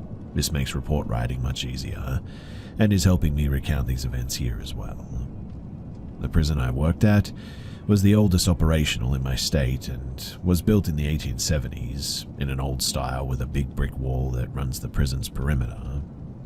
The place has been updated over the years, but some areas that still operated had little done to them since it was built. Now, when I started, the old heads told all of us that the place was haunted, given everyone who had died over the years. Different places more than others, like the old unit that was a segregation, or what some people might know as the hole, with all the prison graffiti. I never gave it much thought because if I do not experience it, then it is just a cool story, but not confirmed. Now, I worked there for around 8 months when I first saw something strange. I was working overtime at night on what's called a one-on-one, where you have to watch a prisoner who is feeling suicidal and make sure that they don't do anything. It meant that I needed to stay up all night and check to make sure that the prisoner was breathing every 15 minutes, and I had a partner who walked by every 28 minutes, so I knew that I was awake. It was about 2 a.m. and I had just used my flashlight to illuminate the cell of the prisoner that I was watching and confirm that he was breathing. I looked down to mark the check on my clipboard and I saw movement out of the corner of my eyes. My partner had just done his round 15 minutes prior, and all the prisoners were supposed to be locked in their cells, so there shouldn't be any movement down there. I turn and see someone doing a round on the housing unit, but he isn't right. This guy is wearing a blue uniform with a Breton cap, shiny black leather belt, and has a baton in his hand. The problem is that these uniforms haven't been used by my department since the 1950s, and our uniforms are not blue. They're grey and modern, whereas this one was very much old. I watched this guy walk down the unit for maybe 5 seconds, and then I shook my head and slapped my face to make sure that I was awake. When I looked back, there was no one there anymore. The next thing that happened was roughly 2 years later during my normal shift. Now, the central building of the prison I worked in is a big room called a rotunda. It has 2 floors, but it is open, so you can see the balcony up on the top levels, and anyone who is leaving the rotunda can be seen from the opposite side, even on the balcony. The doors into the wings that branch off the balcony all have windows, and most of the rooms directly connected have windows too. It was maybe 2100, and I was going to the rotunda to complete some paperwork with a co-worker for my sergeant, which is pretty common. As we were opening the open barred gate to go into the rotunda, I looked up and I noticed that the administrative wing lights appeared to be dimmed through the window into the door. I commented to my co-worker that we would need to report that a light was out in the administrative wing. It was then that we were both looking at the window that we observed something move in the window, and we realized that this was not a light malfunction, that instead a shadow person or something like that was standing in front of the window. While we were watching this shadow move to its left and through a solid wall into another room, we saw its silhouette through the window of that room. Well, we just looked at each other and we kept going. The third experience that I was about 3 years in as an officer by the point that this one happened. I was working the third shift in the control center, which is where we use the cameras and security measures and all that. Also, I should mention that there are several rifle posts around the prisoner's perimeter that are used to ensure the security of the prison, but we only ever used like 3 of them during operational hours.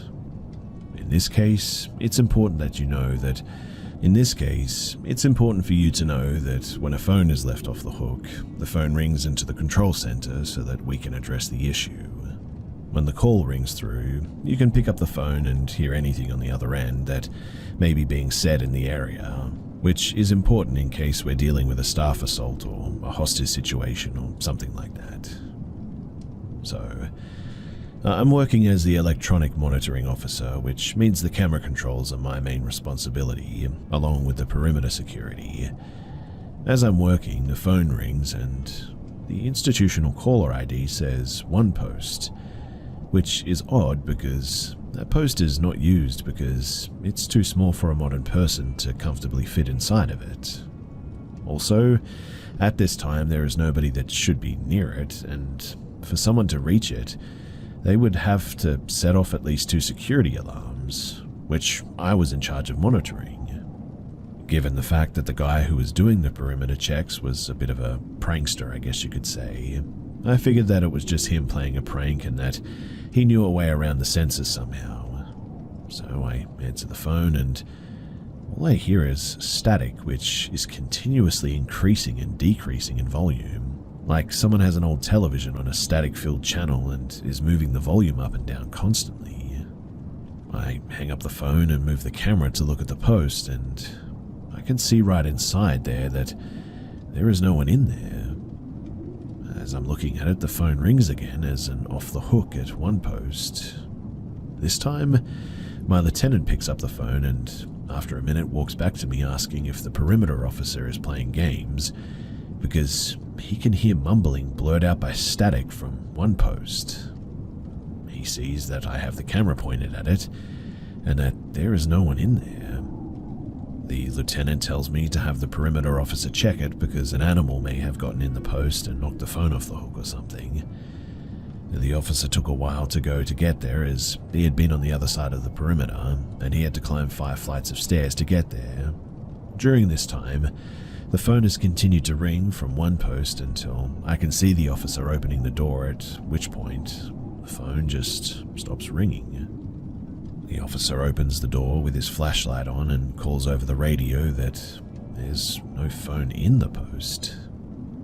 My lieutenant responds that there must be one because the calls keep coming through. In response, the officer holds up a disconnected phone line so that the camera can see it, and says that is the only thing in the post.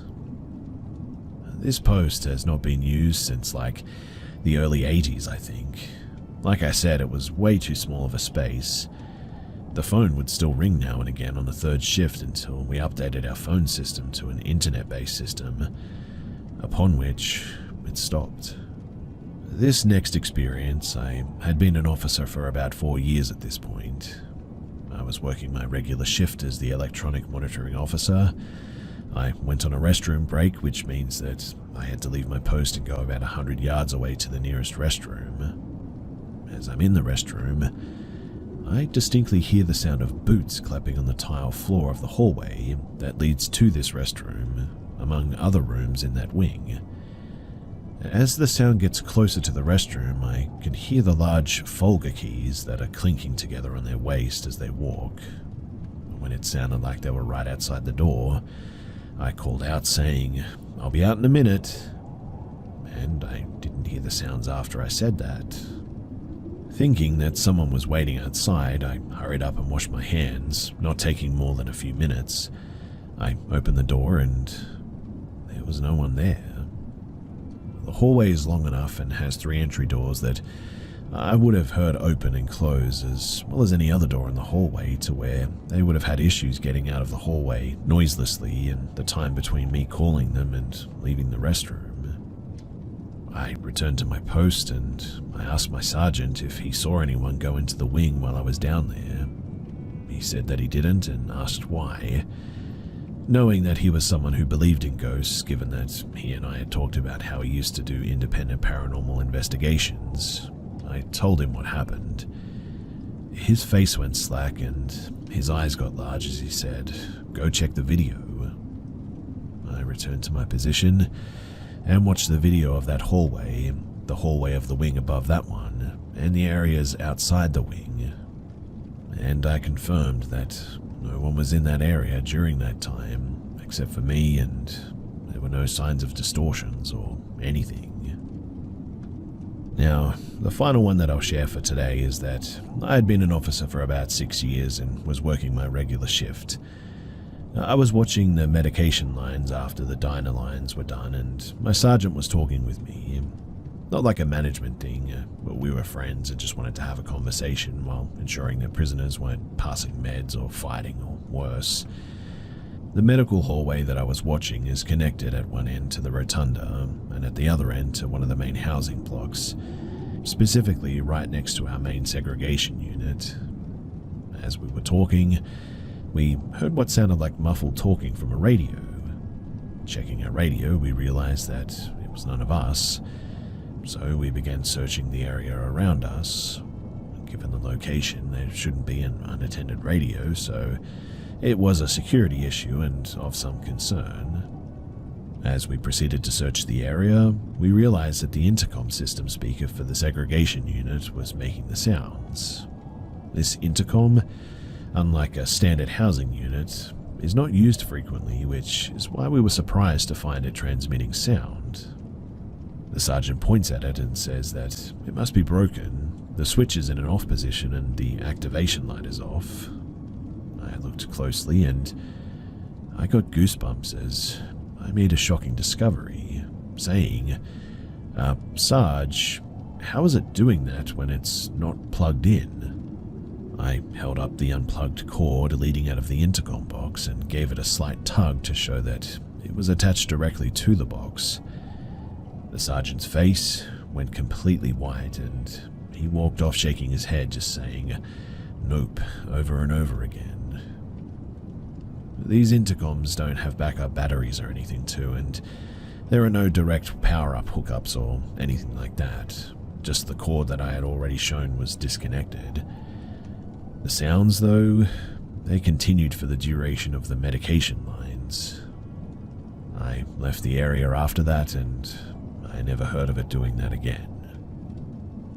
So, that's everything that I've experienced, but if you guys would like to hear more of the other stories that I've heard from there anyway, just let me know and I'll be sure to share some more.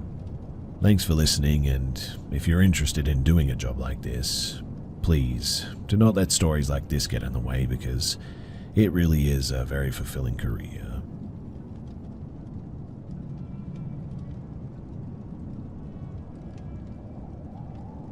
So this all starts with a guy named Daniel. Daniel was at one time an acquaintance of my ex-husband.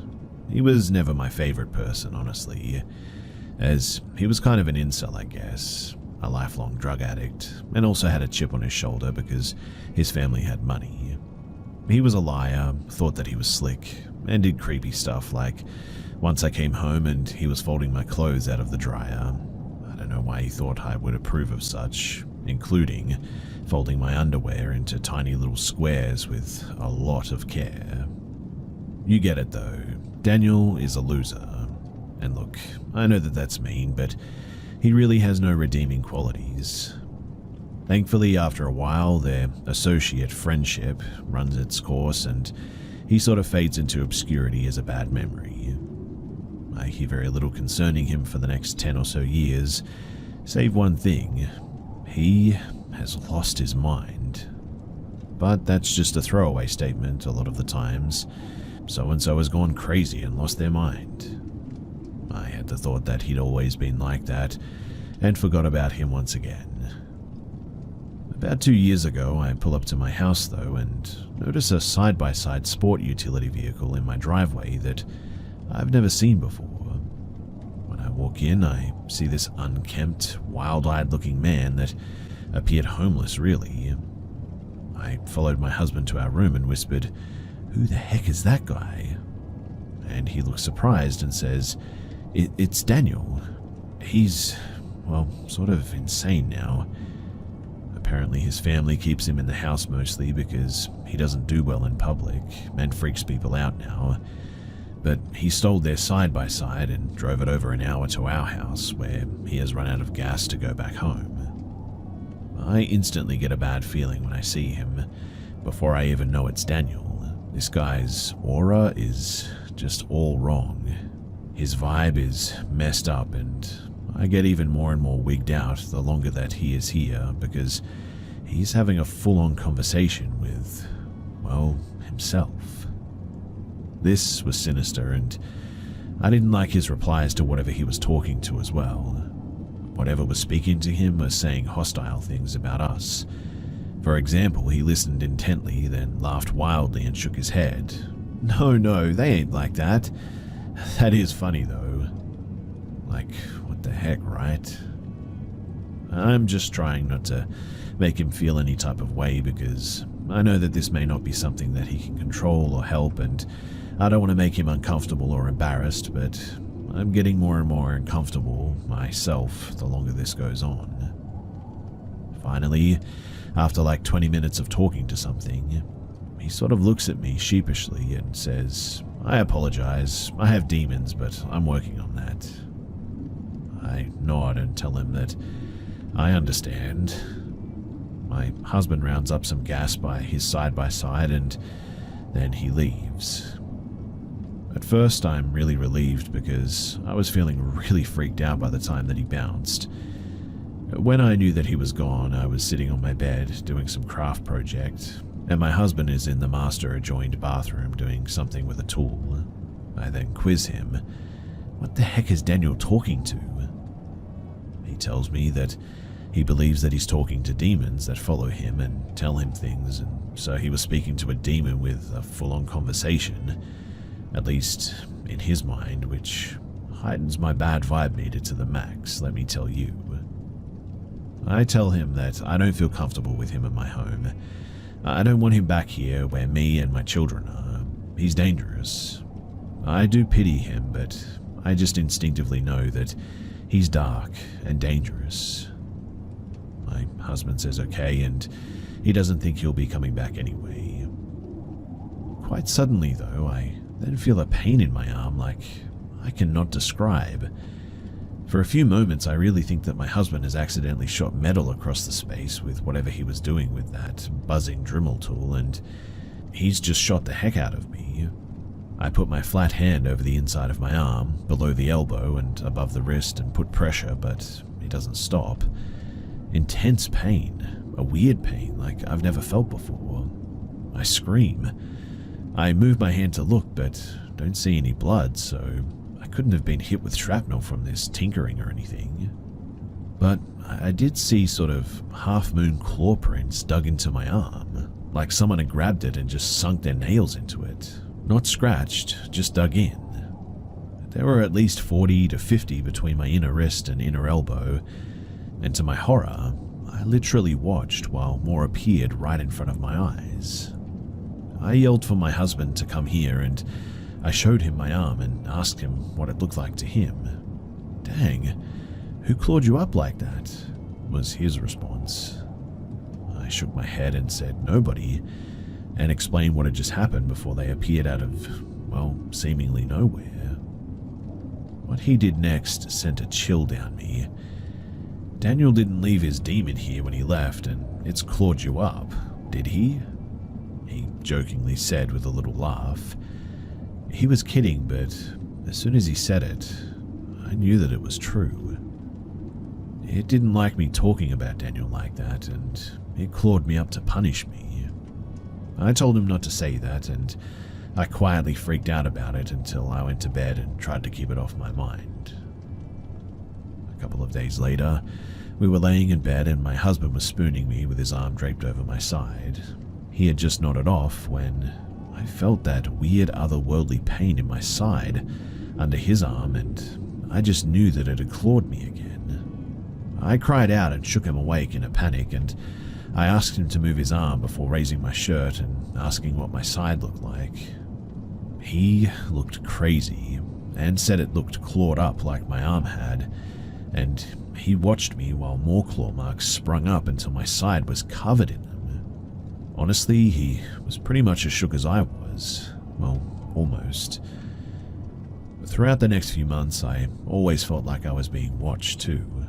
I would randomly get this same weird type of pain, followed by some type of mark in the pained area. I basically had to exercise my house over and over. It would work for like a week or two, and then it would always come back. Not as strong, but it definitely kept coming back. Looking back, I sincerely believe that Daniel isn't just hearing voices that aren't really there.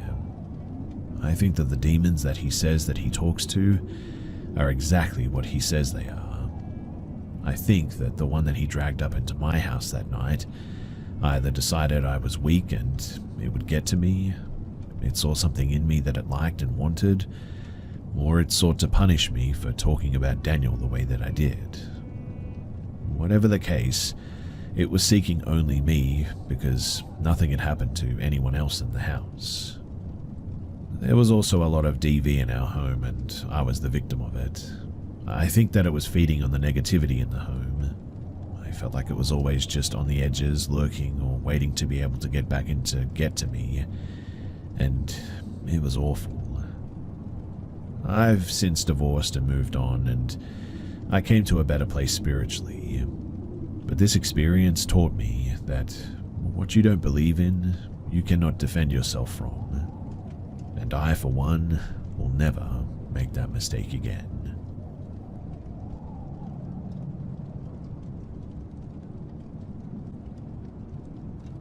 I'm 30 now, but this happened when I was 16, and it has just always stuck with me.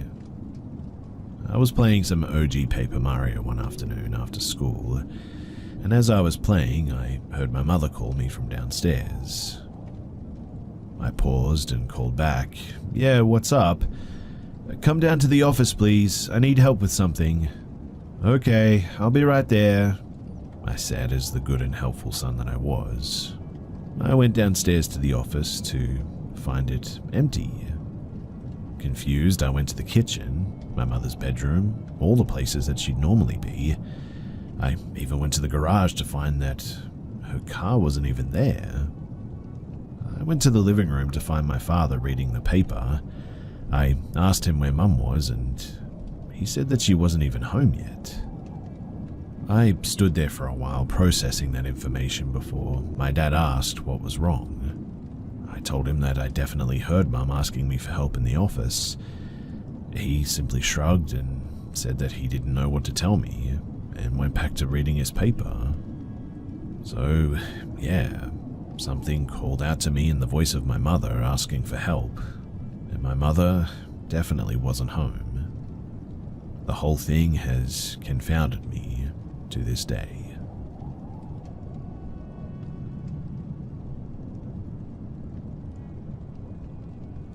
This is going to be a little bit lengthy, as this has been an occurrence in my life over the course of the past 10 years, so I apologize for the length of this. Now, I'm a believer in the paranormal world due to other experiences, but I am also open to the fact that this could be sleep deprivation or stress induced, I guess, but the moment of times that I've dealt with this and the fact that I have been consciously awake every time, it definitely makes me wonder. I'm 30 years old now, and my first encounter began in 2012 while I was a freshman at college. I was on academic probation over a long weekend, so the rest of my roommates were gone for the weekend and I was stuck in my dorm for the weekend all by myself. One night, as I had finished my homework and was tired of mindlessly scrolling through my phone, I got unusually tired and fell asleep in my bed at around 8 p.m. with the lights on. After about 20 minutes into my snooze, I felt like I wasn't alone all of a sudden and just sort of jolted awake. Now, our beds were over our desks in a sort of bunk configuration. I rolled over and looked into the middle of the room below me and was shocked to see a humanoid figure curled up into the fetal position. I honestly thought that I was dreaming, so I just continued to blink and rub my eyes and was telling myself to wake up, but soon realized that I wasn't dreaming at all. After about 30 seconds, it seemed to register that I was staring at it, and it slowly stood up. I was in complete utter shock and I just froze. It looked just like a person, but with no face or hair features, no clothes, just humanoid opaqueness, I guess. I couldn't even discern gender.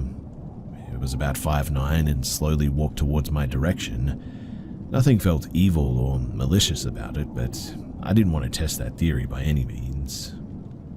Unfortunately, it was between me and the door, and I had to run past it to escape my room. I yelled at it to stop approaching me. As soon as my fight or flight instinct overrode my being frozen in fear, and as it was only 3 feet away from me, I jumped from my bunk onto the floor and bolted past it. Mind you, it never reached out or interfered with my escape as I ran into the halls of my dorm with pure adrenaline and fear. With it being a weekend, there was hardly anybody present, but I cooled myself down and quickly walked to find the closest human contact that I could find. I finally found one of my friends down the hall who was still present. As to not sound insane, I didn't tell a soul of my experience. I chalked it up to being tired and stressed with school, but unfortunately, I had to eventually make my way back to my room to sleep alone again. I finally summoned the courage to leave my friend's room and go back to mine after a few hours. I entered my room and there was nothing there. I stayed awake with the lights on for the rest of the night with an uneasy feeling, but nothing else happened. Fast forward to 2013. My roommates and I had switched to a different room. Every year we had to switch rooms. Nothing else had happened until late fall, and this time all of my roommates were present, and it was a school night, and we had all just begun to fall asleep, 3 of us total. Once again I got that uneasy feeling, and once again I rolled over to find that humanoid figure standing near the head of my bed, reaching up towards me this time. I absolutely freak and wake up my roommates, who throw the light on. As soon as the light came on, it had disappeared. To my roommates' justifiable annoyance, they told me to go to sleep and that I'm just imagining things. This occurs 2 more times throughout my college years, with the last college incident occurring in my senior year. Once again, I was asleep and awoke to an uneasy feeling. I had accidentally left my closet open, and as I peered into it, I saw the figure again, just standing there staring into me. I fixate on it, just telling myself that it's just my overactive imagination. But as I was wishing it away, it stepped out of the closet, and just like the other times, it begins to approach me. I scream at it, demanding it to not take a step closer or else, and then it just disappeared into, nothingness. I then graduate and join the military. Thinking that it was just college-induced stress, I felt like the encounters would end, especially with me leaving my old dorm for my first duty station in Florida. At this point, I'm engaged to my now wife and have 2 dogs. And to shorten the now long story, the shadow people, they would continue to follow me. It didn't matter which apartment or house I would move to. I would never be able to escape the terrifying encounters of whatever these things are. It would always start with my dogs growling at our bedroom doors, and then full manifestations. My wife would awake me to shouting at something, demanding it not to come closer and to leave me and my family alone. It would absolutely freak my wife out as she could not see the figures I was confronting. Each visit, it would just get a little closer before disappearing after I confronted it. It would always get close, but it would never actually reach me. I could also sense that it was never the same shadow person, and each subsequent visit, it seemed more foreboding and with negative intent. It also had this weird sort of pull to it as well, like it was drawn to me. This happened about 4 or 5 times from 2017 to 2019, and this leads me to the final encounter that I had in 2020. My wife was pregnant with my son at the time, and I was a month out from deployment, knocking out my pre-deployment training. This last encounter was different from the rest too, and was the single most terrifying paranormal or stress-induced event that I've ever witnessed. I was asleep with my wife in my bed. I had only been asleep maybe an hour when I woke up because I couldn't breathe. I had felt 2 hands wrapped around my neck and weight on my chest. As I struggled to breathe, I saw the shadow person above me this time, and it felt like it was trying to suffocate me. I hadn't even registered it as a shadow person. I thought it was a home invader at first. I wrestled with it, or at least it felt like I was, and I could feel it and grab it this time. But once I got the upper hand, it sprung to the bedroom floor and crawled under my bed. My wife was already awake as I was thrashing about. Thinking that it was an intruder, I was trying to find a weapon and told my wife to escape the house and call the cops. She, of course, refused and told me that it was all a bad dream. I looked under the bed to find nothing there, of course. And my wife told me that I was just stressed with the upcoming deployment. I was incredibly embarrassed and utterly terrified. I saged the house just in case and tried to work on my stress. And weirdly enough, that was the last encounter, and I haven't had another one since then. Now, I know that this could all be psychological, but it doesn't take away how terrifying it is in the moment. Of note is the fact that I'm never half awake. I'm always wide awake when I went through these encounters. I don't have sleep paralysis and I don't sleepwalk. I hardly tell this story to anyone unless they're a believer in the paranormal, as I know that it sounds super made up and I wouldn't believe it either if I hadn't have gone through it. I just know what I experienced and how it made me feel. Most won't believe my story, and that's fine.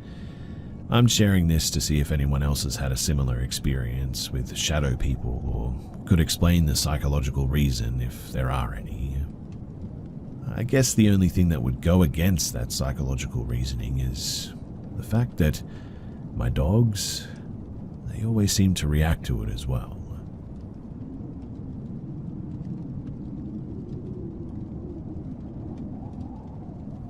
This happened when I was 15 and my little sister was 12. A little bit of backstory here. We lived in this small town for several years and it was a very safe place. A few years into living there, we had a cop with his wife and kids move in 2 houses down from us. Our house was built sometime in the 1920s, I think. A few nights before this incident, our other siblings locked us out of the back door. Us being idiots, we kicked the back door in. The door didn't budge, but the frame came out of the wall and the door was just hanging there. One of our blinds were broken and we didn't have the money to fix it, seeing as my parents had 8 kids and money was really tight growing up. Anyways, the blinds were broken behind our TV. On the other side of the window was a garage and our driveway. Next to the driveway on our neighbor's property, which was abandoned and had tall shrubs. What we didn't know was that there were 2 people hiding in the shrubs, watching us. I'm going to leave a few details out to make a long story short, but if you have any questions, then please do drop them below. My little sister's name is Candace and my name is Aria. So, it was the summer of 2009. My oldest brother and his girlfriend were a mile from our house fishing about 10 at night. Fishing, right? All of our siblings and parents were asleep. Besides my older brother out with his girlfriend fishing, I was sitting in front of the TV watching it. Candace was sitting in the bed watching TV with me too, when all of a sudden Candace and I heard a very loud crash noise from the back door. We both screamed. We got up, ran to the phone and called our brother's cell phone. He said that he was on his way because his girlfriend apparently twisted her ankle. He gets home and by this point we woke everyone up in the house and had all the lights on. My brother tells us to stay in the house. My brother is 6'4" and 300 pounds. Unknown to my family, I slipped outside to check with my brother. I know it was stupid of me to do this, but I was a curious kid. I saw my brother being really quiet. He ran back to our fenced-in backyard and he gets within arm reach of this guy and he steps on a stick. The guy turns and looks back at my brother and takes off running and hops the fence, and he got away, sadly. I unfortunately didn't see all this because I went back into the house after a while. This is just what my brother told me. But my brother comes in and he tells everyone that he saw a guy all in black and he's about 6 foot, and that's all that he saw. The rest of the night was pretty much calm. My brother on high alert though. The next night, my brother was out with his girlfriend wherever they were at the time. It was again about 10 at night.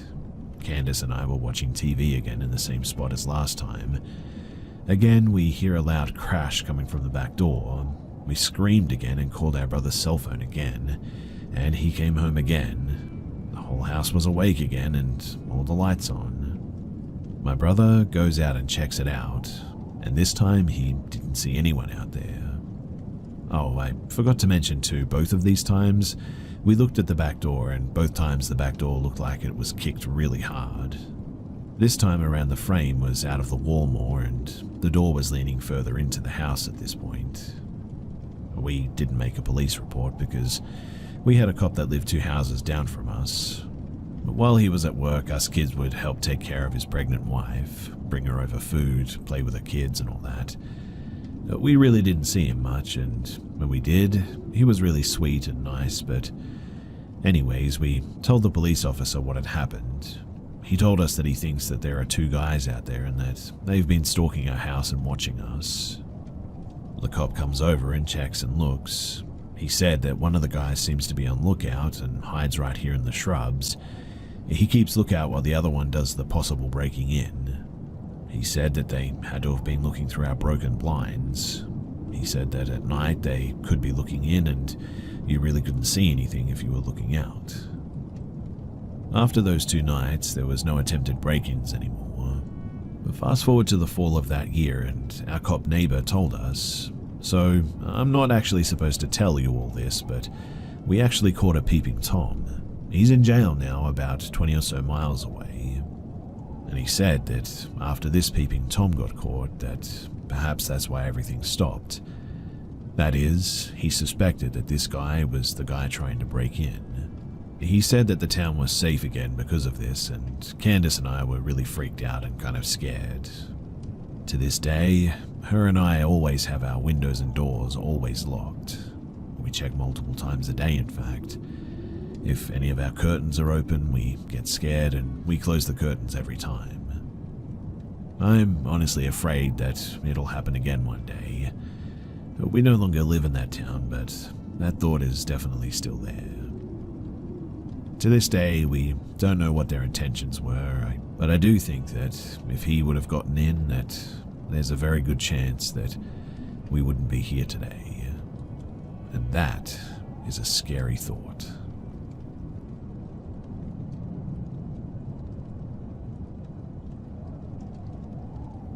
I was working at a small business in Iowa when a man came in for an interview. He was polite enough, but didn't really say much. But something about him just felt really off. While my boss interviewed him, I stocked shelves, listening to the man answer our standard questions. What's your availability? Have you ever been arrested? Things like that. When he left, the manager asked me what I thought. There's something weird about him. I got really bad vibes about him. boss kind of chuckled at me and said, "We can't deny someone employment because of bad vibes."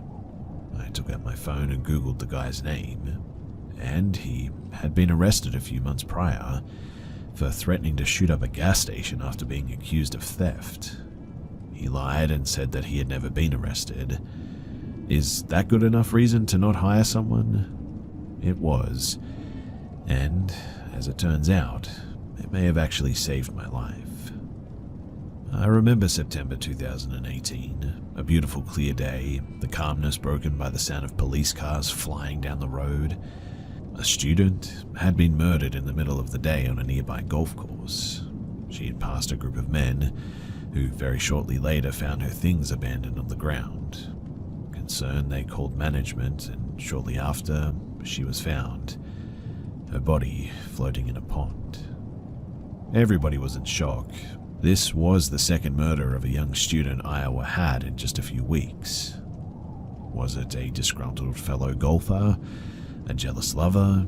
No. The young woman had simply been in the wrong place at the wrong time.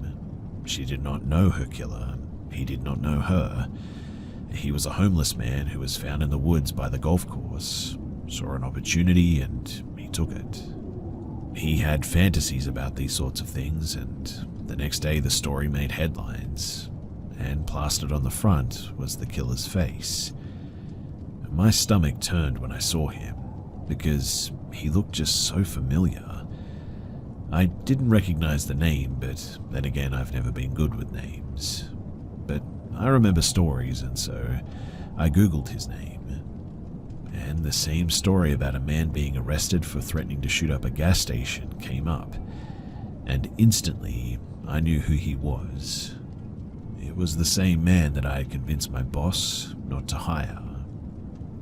At the job, the majority of shifts there were only one or two of us working, which means that I definitely would have been alone with this guy at so many points, so many slow hours with few customers, so many blind spots. There would have been hundreds, possibly thousands of opportunities to be alone with him. It only took a few minutes for a murder to occur on a beautiful day on a golf course. So how much more opportunity would there have been if he had been hired? So yes, do trust your instincts, because if they're anything like mine, they may just save your life one day.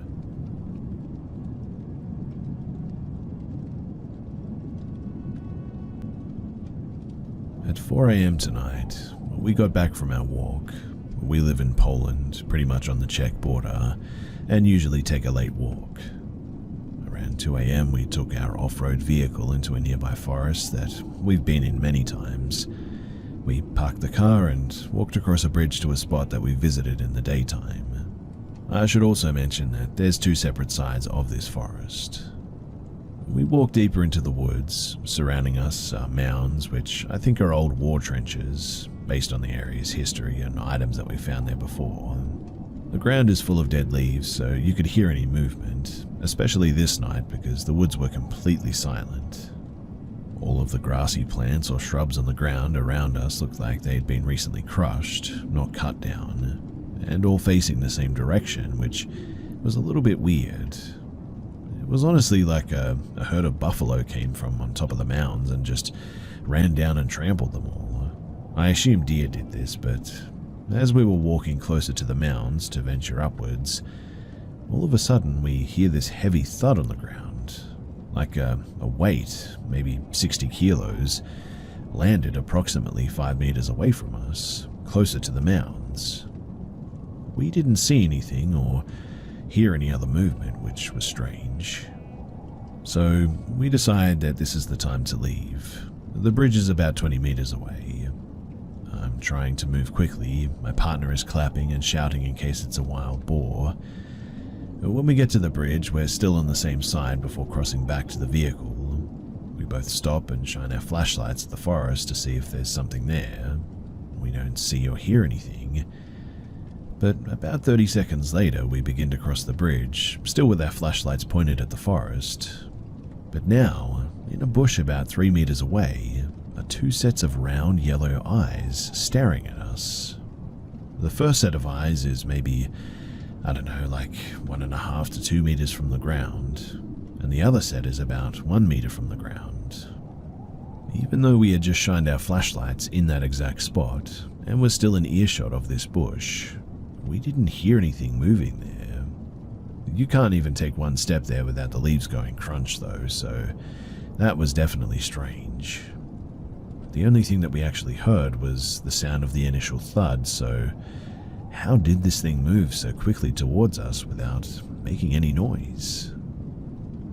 We walked the rest of the bridge backwards while shining lights at this bush. The whole time these eyes were watching us as well. We then jumped into the vehicle and we got the heck out of there. Luckily, it didn't follow us, and whatever this was stopped, stared, and just stayed behind the bushes on the other side of the bridge. I can't tell if it was after us or if it was making sure that we left its side of the bridge or something. Initially, I thought that it was a wild boar, but I've seen them many times in my life, even at night, and these eyes didn't look the same.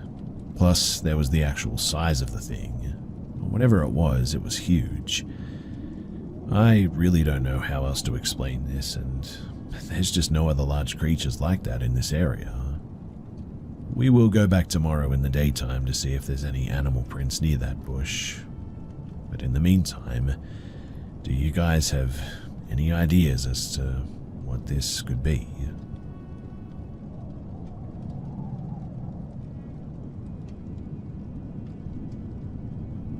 A few years ago, my mother died after a long battle with cancer.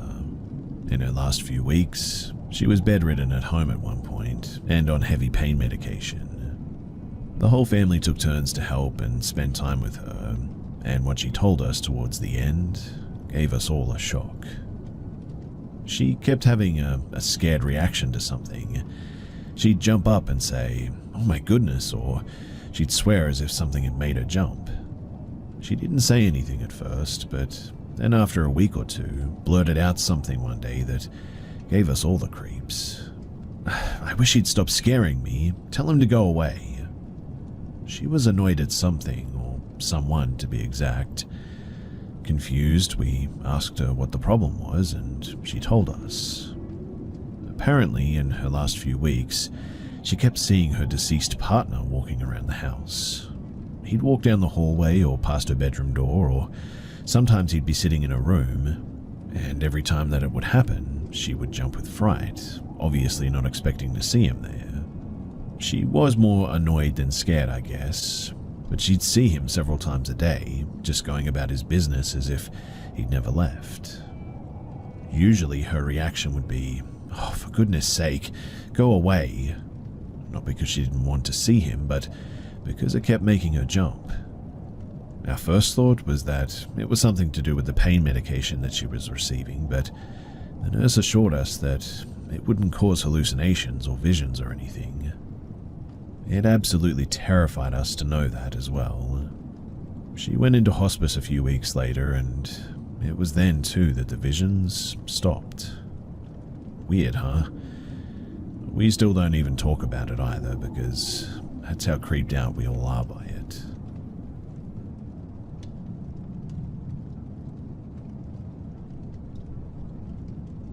I've debated sharing this for, well, a long time, but never got around to it.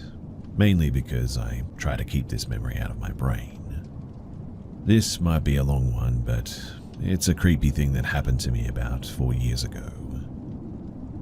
So, for starters, I grew up in southwest Saskatchewan and moved on to my aunt's farm in 2019 to live in the other house that is on their property. The house is fairly old, but to be honest, I loved it. It wasn't long, though, after I moved in that I started to feel, I guess, uneasy in the house, alone. I would close every window when it got dark, as it felt like something was watching me through them every night. Eventually, I decided to get a puppy to keep myself company when my boyfriend at the time was at work or away from the house. It helped to have the company, but I always dreaded having to take her outside when it was dark. For a bit of scene setting, our house sat on the left side of the gravel road. At the back of the house, there was about 10 meters of backyard, and then there was the cow pasture and the cow barn. We didn't own cows, but in the summer another farmer would rent out our pasture space, and so we would have them on the property. It wasn't uncommon at night to hear coyotes around the farm either, and there were tons of them as well. Every so often when I'd go out with my puppy, we'd hear them all around us, too close for comfort as well. We had a farm dog too who would keep the coyotes away for the most part, as she was huge. But every so often she would wander elsewhere on the property to scout, and the coyotes would get a little too close. They always tried to lure my puppy out to them as well, but luckily I kept her leashed. Now, one thing you should know about my pup is that it takes her forever to find a spot to go potty. This is still a problem today, 4 years later even, but back then it was the bane of my existence. She would pace for at least 5 minutes, and that was only after finding a suitable spot. Sometimes we would be out there for like near half an hour, just so she would go, and not go in the house. Another problem of hers.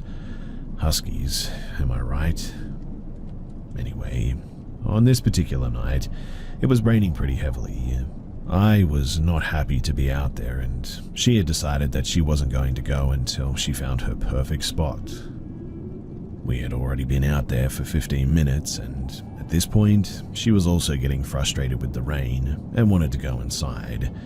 But I wanted her to go before we went in, since we'd already been out there for so long. So, as any annoyed puppy mother would do, I started getting a little bit frustrated and would repeat, go potty, every time that she'd get distracted from her objective. It was dark, I was cold and annoyed, and to make matters worse, the cows behind us were fussing fairly loudly too. This was out of the ordinary for them. They were usually quiet and sleeping at this time of night. I was also hearing what sounded like a strange bird whistling, but shook it off as probably being an owl up in a tree somewhere. I tried to keep it out of my mind as I kept shouting and pleading, go. I was facing away from the pasture, and suddenly though, in my left ear I heard it, go. Now, one thing you should know about me is that I have a very strong flight response typically, but this froze me on the spot, as I was mostly confused at what the heck I just heard. I tried telling myself I didn't hear it. I tried telling myself that it was just a moo from a cow that I had heard wrong. But again, as if spoken directly behind me, I heard it again. Go, go. It sounded unnatural. It was as if it came from someone who had never spoken a word before. A raspy, deep, monotone go. It almost sounded like it was coming out of an old radio. But of course, there were no radios out there. Every time that it said it, it sounded the exact same as the first time it was said, and whatever it was had started repeating it as if it had been taught its new favorite word. At this point, I spun around to the pasture to find nothing there. But then, again from behind me, in the opposite direction now, go. This had all happened in the span of about 3 seconds, and at this point, I remember shouting out loud, "All right, you don't have to tell me twice," as I picked up my little furball and made a dash for my front door. I swiftly locked both doors behind me and sat bewildered in my kitchen. Puppy went back to puppying immediately, obviously unbothered by it all, and happy mum wasn't making her stay out in the rain any longer. I picked up my phone and called my aunt, asking her if my uncle had been out in the field with the cows. She said no, and I explained to her what had just happened to me. She sent my uncle over to the pasture to check it out, but soon after told me that he hadn't seen or heard anything. He said that he checked the pasture again in the morning, but again, there was nothing. I spent my night hiding from the windows with the lights and the TV on loud enough to not hear anything outside. The next morning, when my uncle checked on the pasture, he didn't see anything out there, but what he did find was 2 calves that were dead. That explains the colossal cow panic that had ensued the night before. I regret this, but I didn't push for any more information as I honestly just didn't want to know, but they told me other than that they didn't find anything out of the ordinary.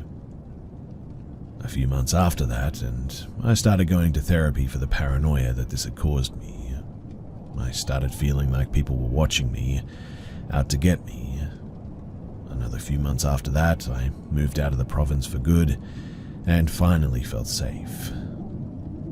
I'm wondering though if any of you here have any idea of what the heck this could have been. There's no chance that there would have been someone out in our field as we were fairly far away from town and neighbors, and we have cameras that would have seen anyone enter our property. Coyotes are common, like I said, but I don't think they have a capability of mimicking words. So, do you have any ideas? Since moving, I've had some weird related things happen as well, but I'll save that for another time if you guys want to hear it. But thank you to anyone who can contribute to this, and thanks for hearing me out.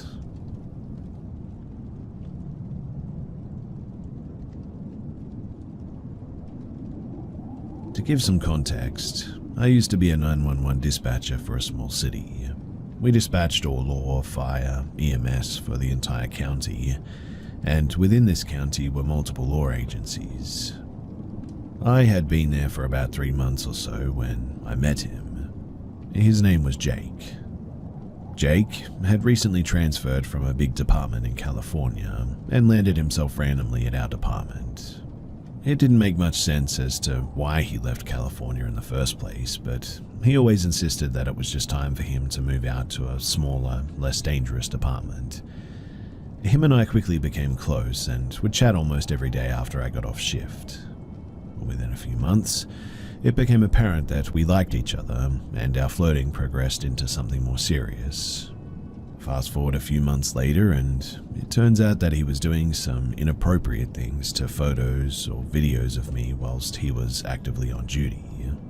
This and a few other things that he had kept hidden on duty led to him losing his license and leaving. During the process of his termination, his sergeant had suggested that I get a protective order against him as he had apparently made threatening statements previously towards me, such as, "You better be telling the truth, I'll find out on Tuesday if you're lying to me," etc. I had begun to fill out the paperwork and was told that I had a temporary protective order on him in the meantime, but don't think that I ever actually did. Anyway, about 2 weeks later after his termination, he calls me to catch up. The entire call is like an old friend to an old friend. What am I doing for work? Do I have a boyfriend now? But progressively turns more personal. When does my shift end? What do I drive? Being 18 and naive, I treated him like I always had, answering his questions. I had contacted his old department afterwards, as his sergeant had told me to let him know if I was ever contacted again, but they turned me away pretty quickly and didn't want anything to do with it. So with that, I blocked Jake. Roughly a month later, I get a call from a new number and it's Jake.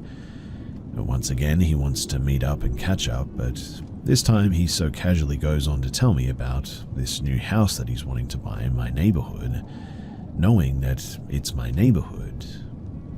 I had never told him where I'd lived in town, let alone what specific neighborhood I lived in. During this call, he progressively got more aggressive as well, making statements such as, "If I knew that I was going to get canned, I should have just had my way with you." He half-heartedly joked about getting a hotel room just for me, and, well, that was that. A few days later, he FaceTimed me and once again came off as simply wanting to catch up as he was sick. Midway through our seemingly normal conversation, he makes it apparent that he's been touching himself this entire time. Keep in mind, nothing suggestive was mentioned, and our conversation at that point was about his new dog.